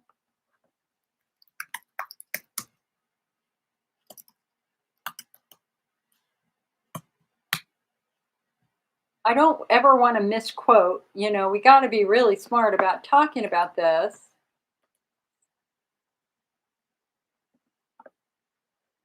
We also now have the same retinal damage happening with another medication for deep vein thrombosis called fondaparinux, a heparin mimetic, similar in shape structure to Elmeron. That is now also linked to retinal damage in at least one case study.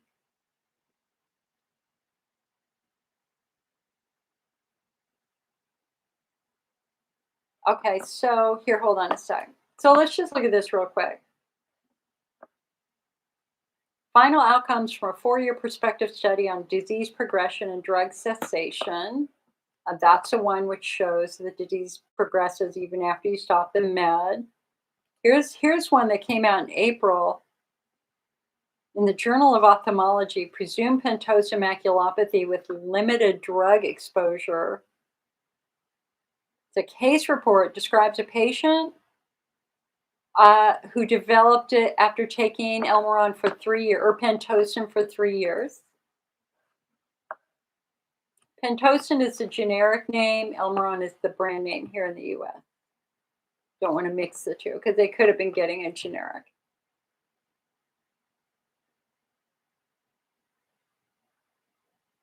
Okay, so hold on a sec. Let me do this.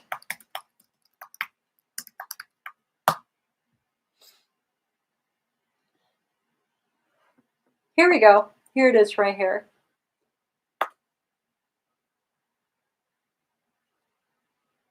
Um,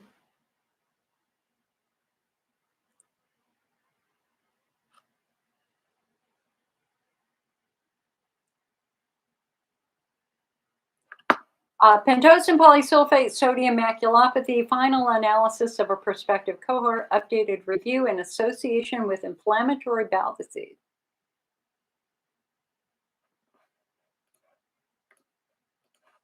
That's one of them.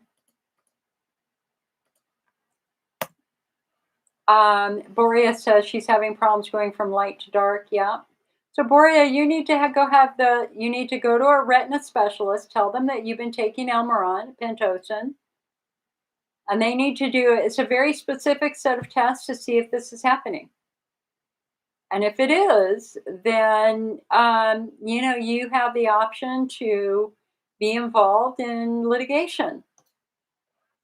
And the key question is was the company how do I want to say it? Was the company vigilant about the eye complications?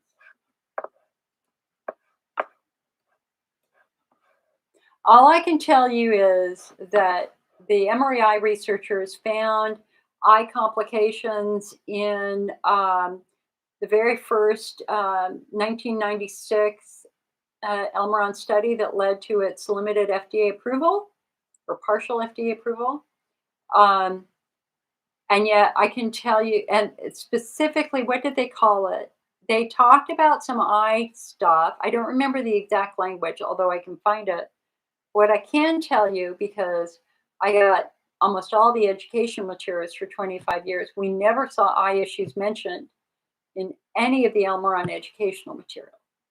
The only place you saw it was on the drug information sheet on the back side of it. So when this whole eye issue came out, we were all stunned. Stunned. And then some.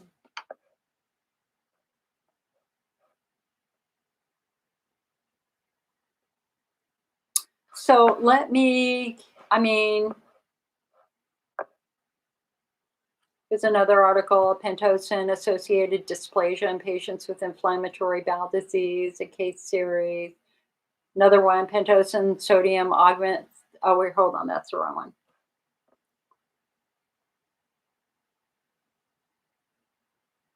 Oh, anyway, let me give you, if you go to the IC Network website, icnetwork.org, and you search for Pentosan bowel, that should pull up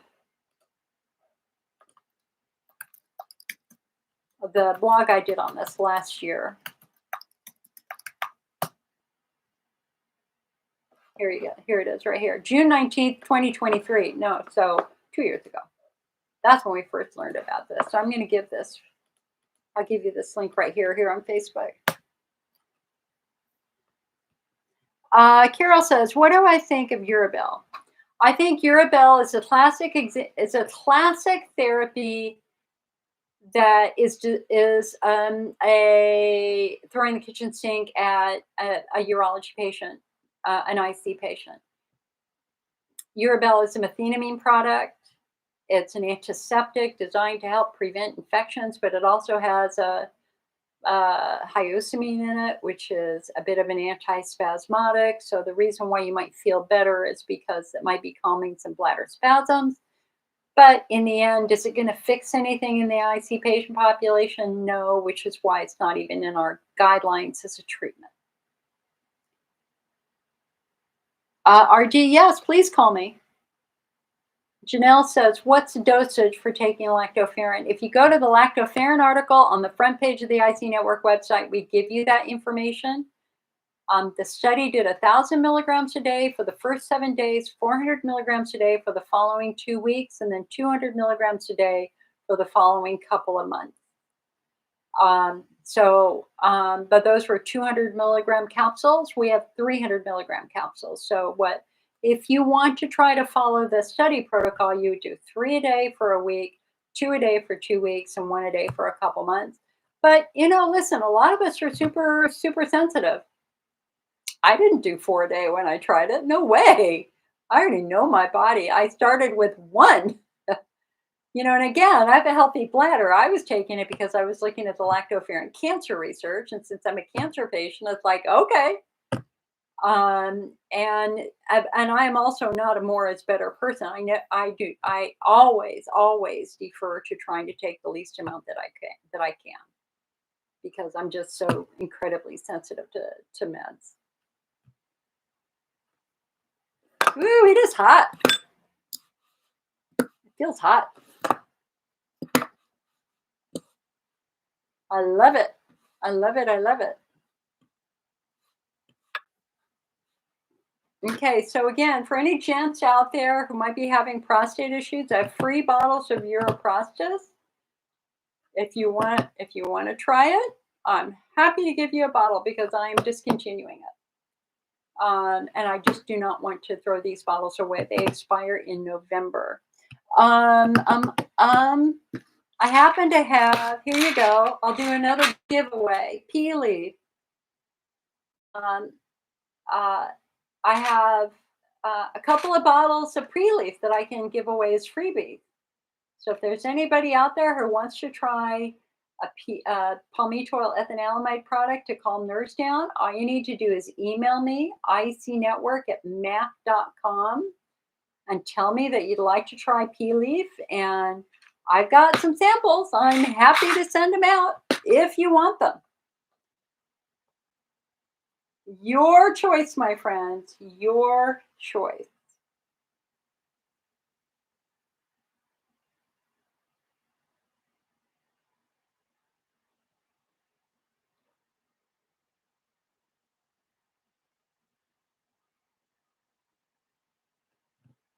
All right. Have I missed anything? Hello, Peggy. Nice to see you, honey. Hope you're doing well.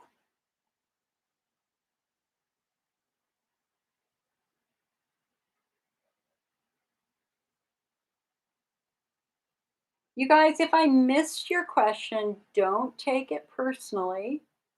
Just know that Facebook doesn't, it goes by so quickly on Facebook. Sometimes it won't even let me scroll back, although amazingly, it is letting me scroll right now, which is unusual. Maybe they fixed that bug.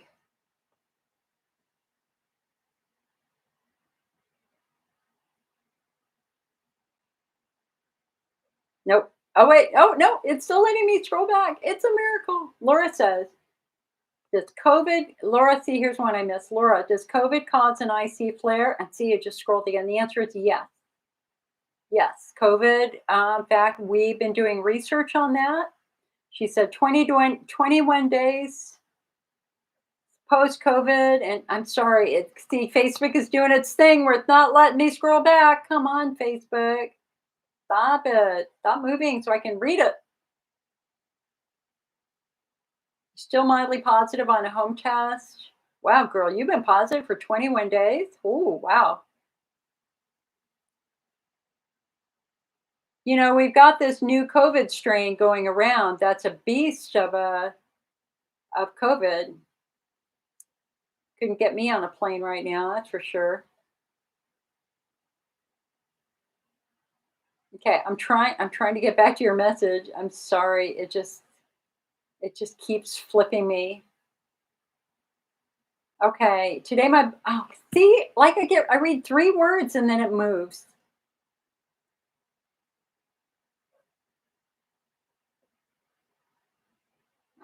Okay. That's not going to let me read it. Okay. So Tina says hers started during COVID. Okay. So the answer is yes.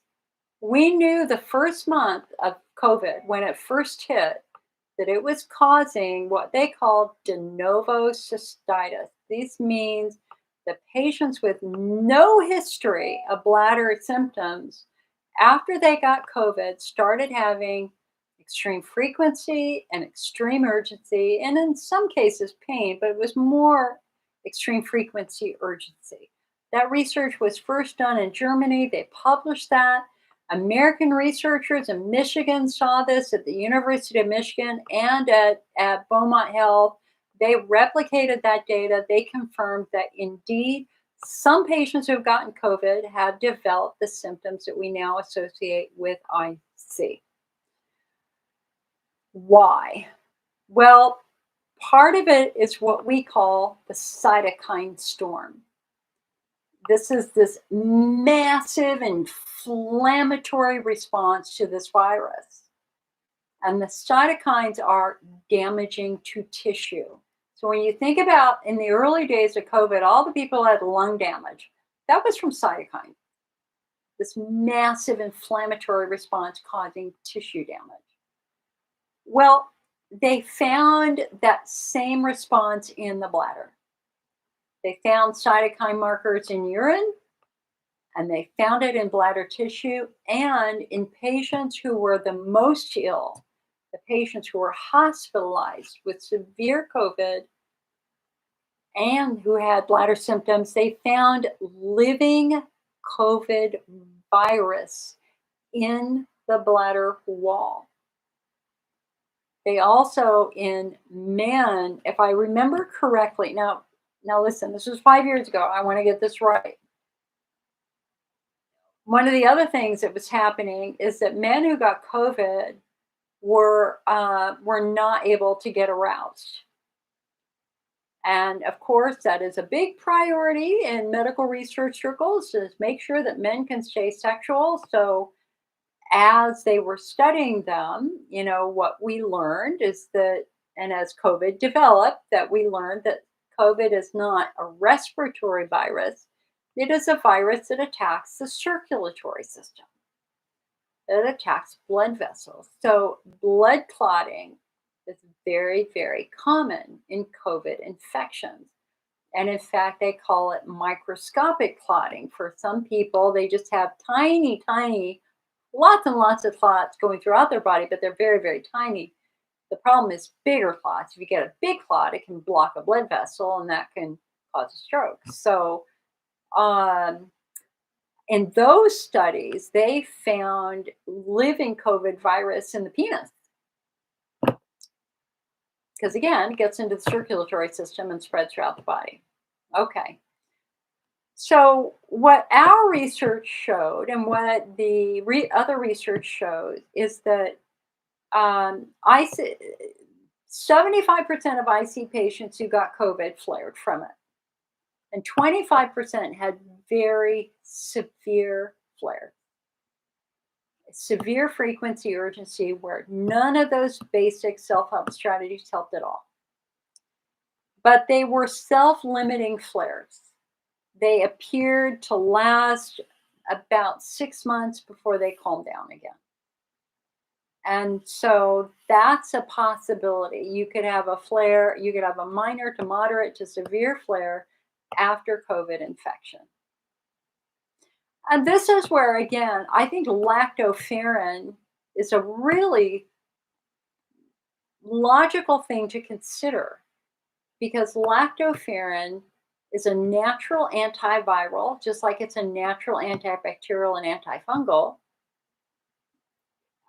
It works by preventing viral infections from growing by using iron, lactoferrin. Ferrin means iron.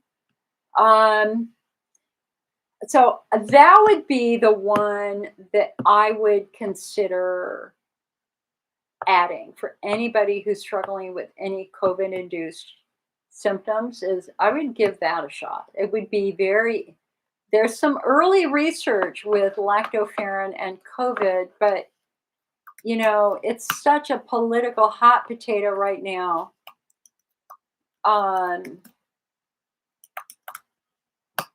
Let me see.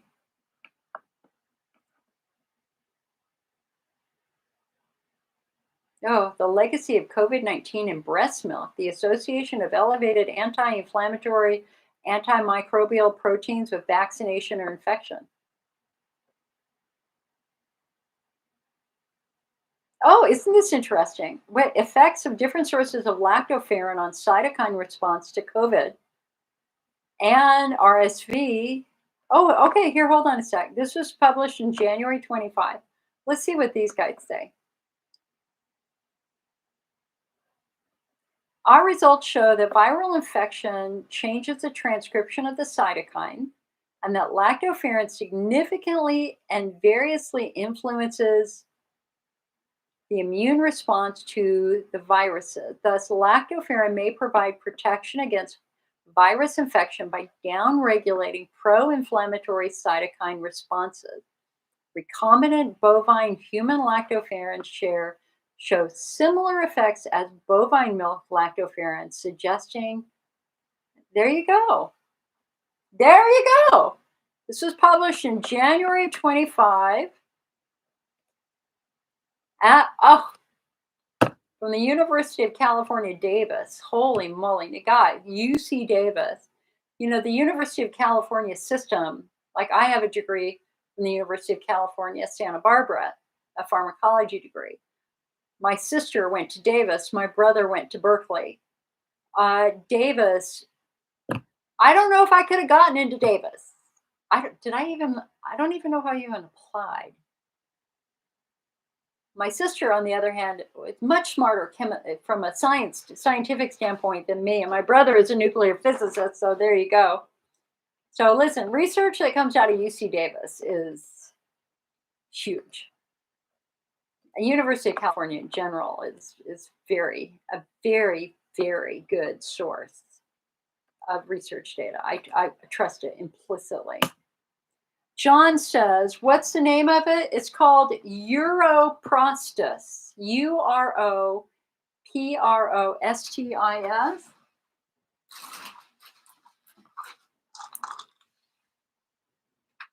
John, if you want a couple of bottles, just send me your mail. I'm just not going to sell them. I'm happy to give them to you if you want to give it a shot. Just pop me an email, icnetwork@mac.com. I mean, it's Natural Approach Nutrition. It's the same company that makes Bladder Builder and Bladder Rest. I'd be happy to send it to you, honey. Happy, happy, happy. Okay, so getting back to the COVID people. So the lactoferrin, I think, would be a fantastic thing to try. You can find it in the IC Network shop. It might be sold out, but it's coming in this week. I don't remember. I think we were down to 10 bottles. They might have taken it temporarily out of inventory, but I will have it this week for sure, 100%. The other thing I would do right now is you have to follow the diet. You have to protect your bladder. You have no choice. Your bladder is very, very inflamed. This is not the time to do coffee, soda, caffeine, anything at all like that. So you got to clean up your diet, go very simple, natural, fresh, healthy food. No citrus, no strong acid.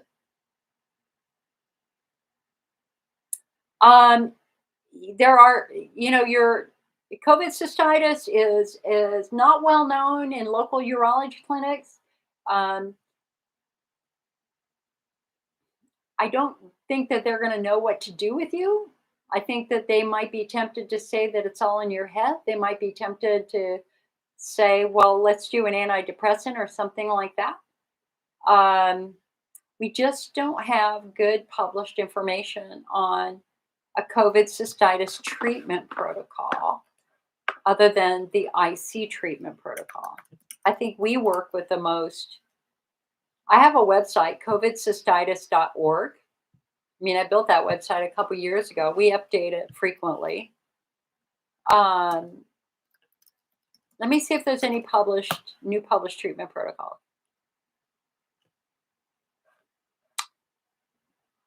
There is no published treatment protocol for COVID-associated cystitis. Here's somebody saying, give them antibiotics. What a load of crap. Okay, May of 2023, American Urology Association.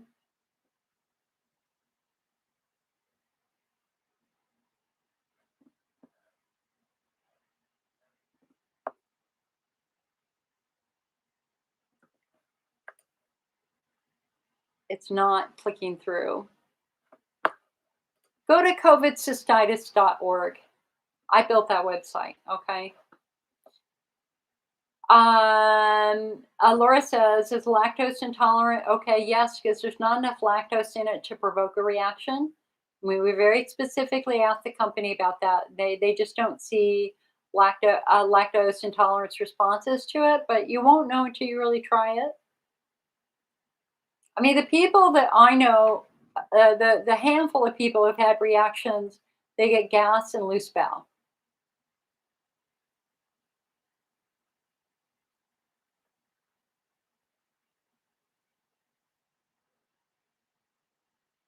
You're welcome, Janelle. You're welcome.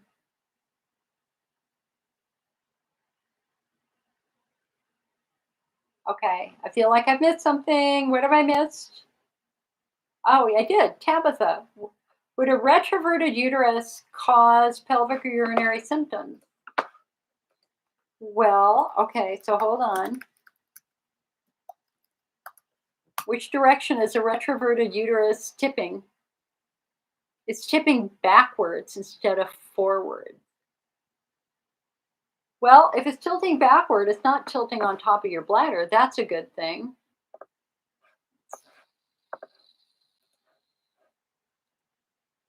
The uterus tips backward at the cervix towards the tailbone or rectum. Yikes. It can be congenital. It can be from adhesions or scarring, fibroid tumors, childbirth, menopause.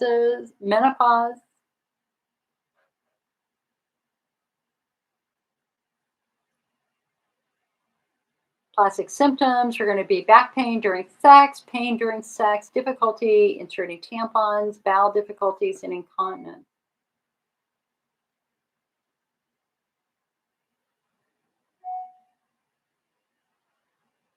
Sounds like your physical therapy and or a pessary and or surgery might be in your future, honey. Um, Let me see if I can give you a good article.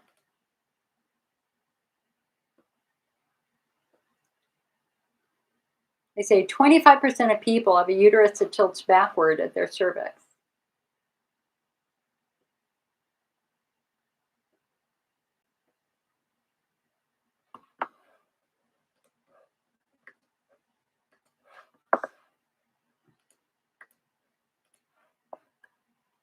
There you go.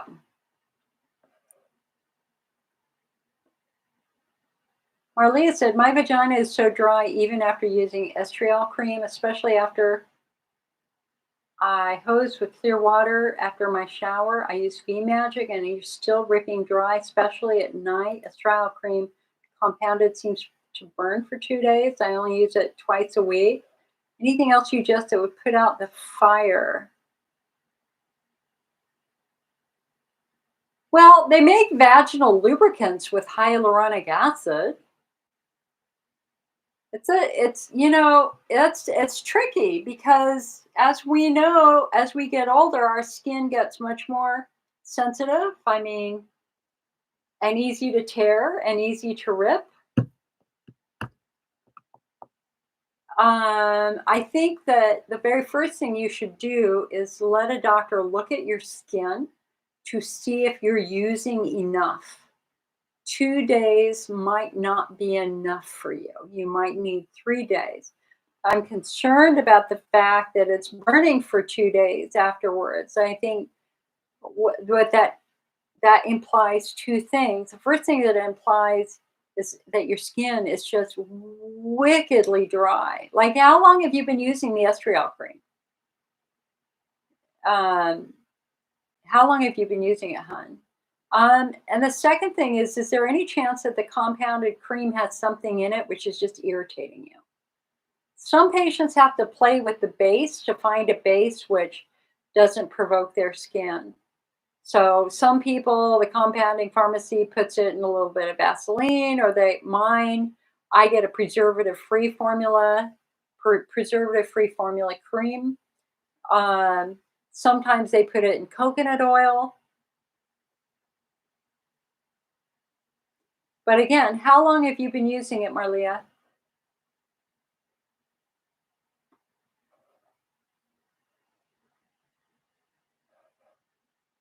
2 months. So, girl, you're just at the beginning of it.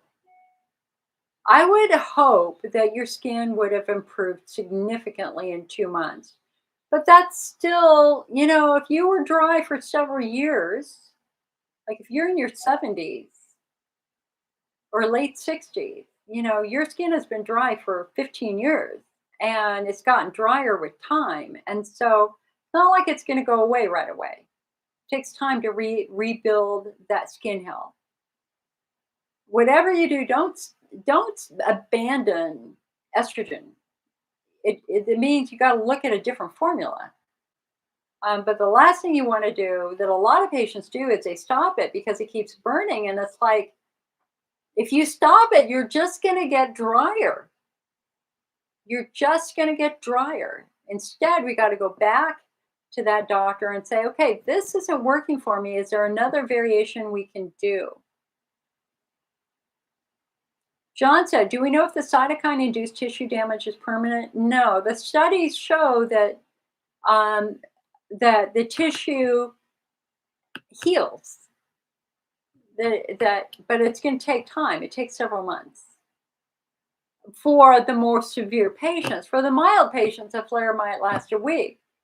But if you happen to be in that group where you had a very, very severe COVID infection, so we're dealing with much higher levels of cytokines, probably going to take a little bit of time.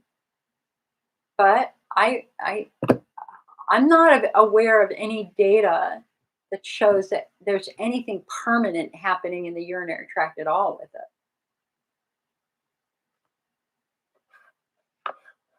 So Liz says adenomyosis and interstitial cystitis.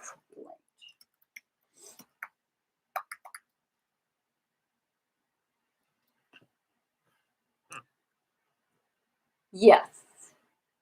And if you were over on YouTube right now, you would meet a patient who had, let's see, now let me take that back. So RD, did you have endo also? Or did they do the mesh to repair a prolapse? I'm totally wrong here.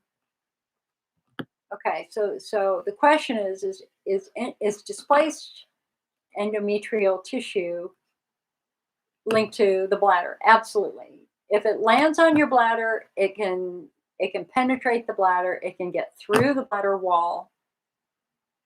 And we have somebody in this meeting somewhere had that, and they had to resect her bladder and pull those sections out.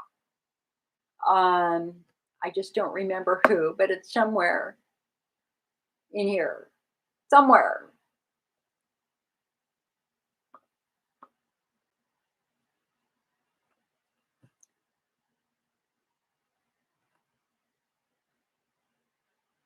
Marlia said, pharmacy is compounding with minimal ingredients, but mentioned glycerin. Interesting. I get mine from the former Women's International Pharmacy, women'sinternational.com. They changed their name. It's now like Barlow's or something like that, but they're wonderful.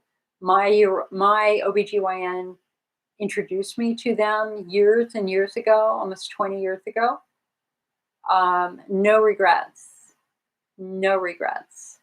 They have been delightful to work with. They deliver throughout the United States. Super easy, great product, very good preservative-free formula there.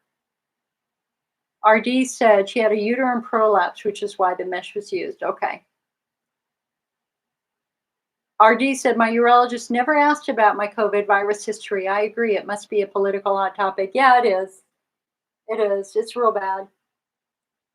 Anything related to COVID right now is too hot for people to talk about publicly, but privately, you know, when you're actually in the field working with patients who have COVID complications, we just had somebody die here. I mean, I think they're saying that, I mean, we just lost somebody that I know to COVID, like in the last month. She and her husband both died from COVID. So there's still a lot of COVID floating around. And now we've got this new variant, which is associated with more hospitalization. It started in China, or at least they first found it in China. It's now circulating around the globe. It has been found in the US. I was reading a report yesterday. They first found it in monitoring at major airports here in March. And it is a more virulent infection. It is a more severe infection. So, it just made me think that, like I said, you couldn't pay me to get on a plane right now, that's for sure, without a big mask, because that's how it's being carried around the world. I mean, that's the fundamental flaw of modern society today, is that there's, with people flying everywhere with no screening, any infection that starts somewhere, it's going to end up around the world within a fairly quick period of time. It's going to spread. That's why it's important that we have testing in airports and monitoring, and that's what a certain person has cut back on. They don't want people monitoring because they don't want people to know about it, which is bullshit.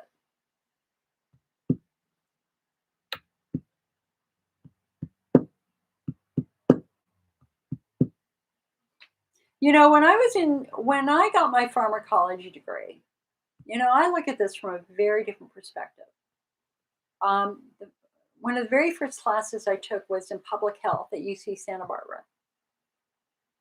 I went to UC Santa Barbara because it had the only pharmacology program in the country that I wanted into, and I was really lucky I got in. So my first class was a public health class. Now back then, this was back in the 80s, because yes, I am that freaking old. Um, so weird.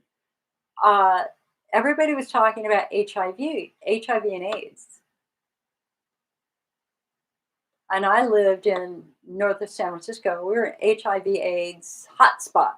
My city actually had the highest rate of AIDS for a certain period of time, Santa Rosa, California, because we were a vacation spot. Um, anyway, this class was talking about how viruses mutate, and that it's kind of like bacteria that become drug resistant, that bacteria and viruses are always adapting to the environment. They're adapting to the stressors. They're adapting to treatment.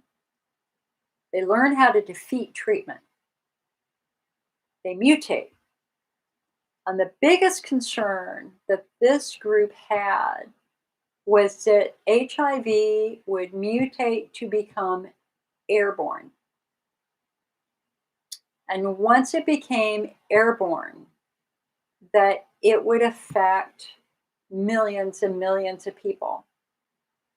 And HIV was a political hot potato back then, but it brought out the worst in people because people started saying, you deserve it because you're gay. But you know what? Not, gay people weren't the only people that got HIV. Lots of people got HIV. In fact, my dad believes that his sister, my aunt Jean, who died in the 60s of a wasting disease, he thinks she was one of the first HIV patients from the 60s, or he thought before he died. And I can remember I was part of a women's group, a university women's group, and I had a lady say to me that any child born with HIV should be thrown onto the road. They didn't deserve any treatment because they had HIV. And I was furious, furious to hear this. And I quit that group. That's what people thought of young children who were innocently infected with a virus through no fault of their own. And now we have COVID, which is legitimately an airborne virus that has killed millions. And the only way that we are going to defend ourselves is to monitor it. And now they're cutting all that back, and now they're cutting back all the, oh, don't even get me started. It just pisses me off. Laura says, I got my first ever case of COVID in Austria. Yep. Sorry, honey. Rebecca said, is Gemtesa better than Myrbetriq for overactive bladder? I think Myrbetriq is probably better. Is Gemtesa an anticholinergic? Let me look it up. If Gemtesa is an anticholinergic, no, it's not. Okay, good. So then they're pretty equal. Gemtesa and Myrbetriq, pretty equal. They don't come with the risk of dementia and cognitive decline that the anticholinergic medications come with. So that's good. Marlia said, besides PEA and lactoferrin, what else should maybe I take? My muscles and joints, especially my hips, ache and stiff, and my whole body feels like it's on fire. I know it's making my bladder sensitive. Chondroitin, something that you have.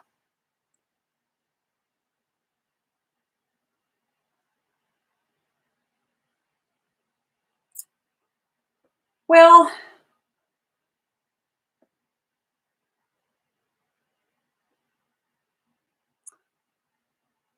It sounds like you either have some fibromyalgia going on or some arthritis going on.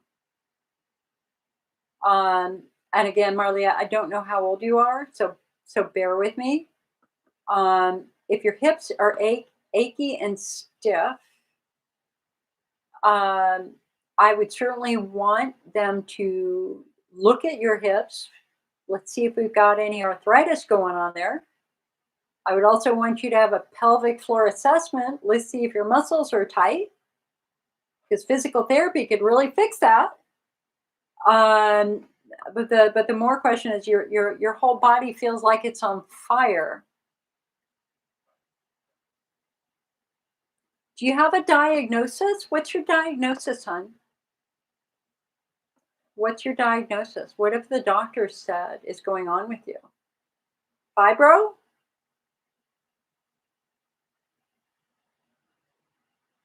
I'm having a flicker of a memory of something study I read on that like a couple months ago. It's something new, but it's not coming to my consciousness right now. So what's their diagnosis?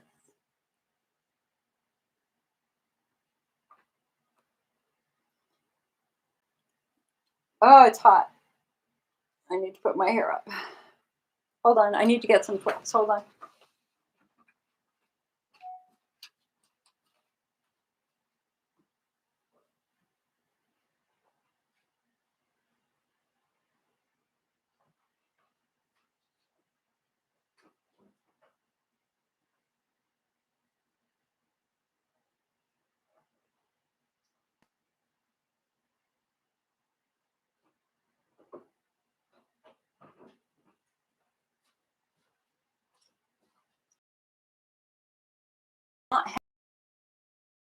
And my portable air conditioner is not installed yet. So my house is probably 80 degrees right now or 85 degrees right now.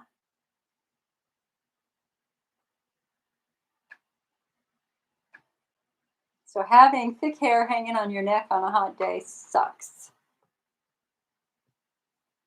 So time to put it up.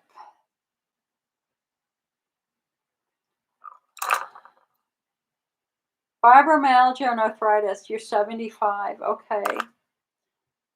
Well, I think that the PEA and the lactoferrin are make the most sense to me personally. They do. I mean, if you've got a history of arthritis, I would definitely throw in a good chondroitin glucosamine supplement.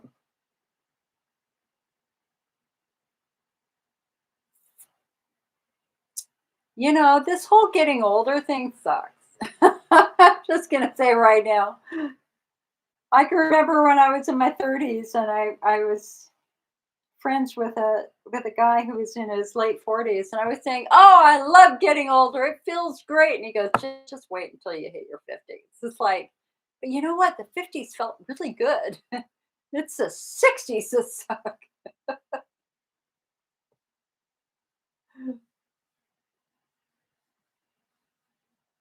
Okay, guys, I am here as long as you guys have questions. So we've been here for about 2 hours now. Um,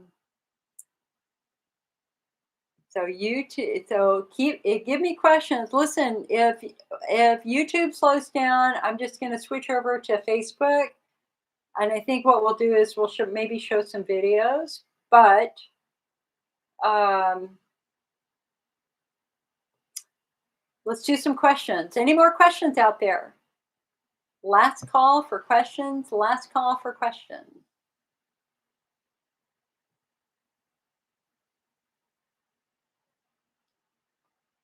All right, I'm going to say goodbye to YouTube. Be well, my friends on YouTube. We'll see you on the other side. Come on over to Facebook. On Facebook, I think we're going to show a couple videos. So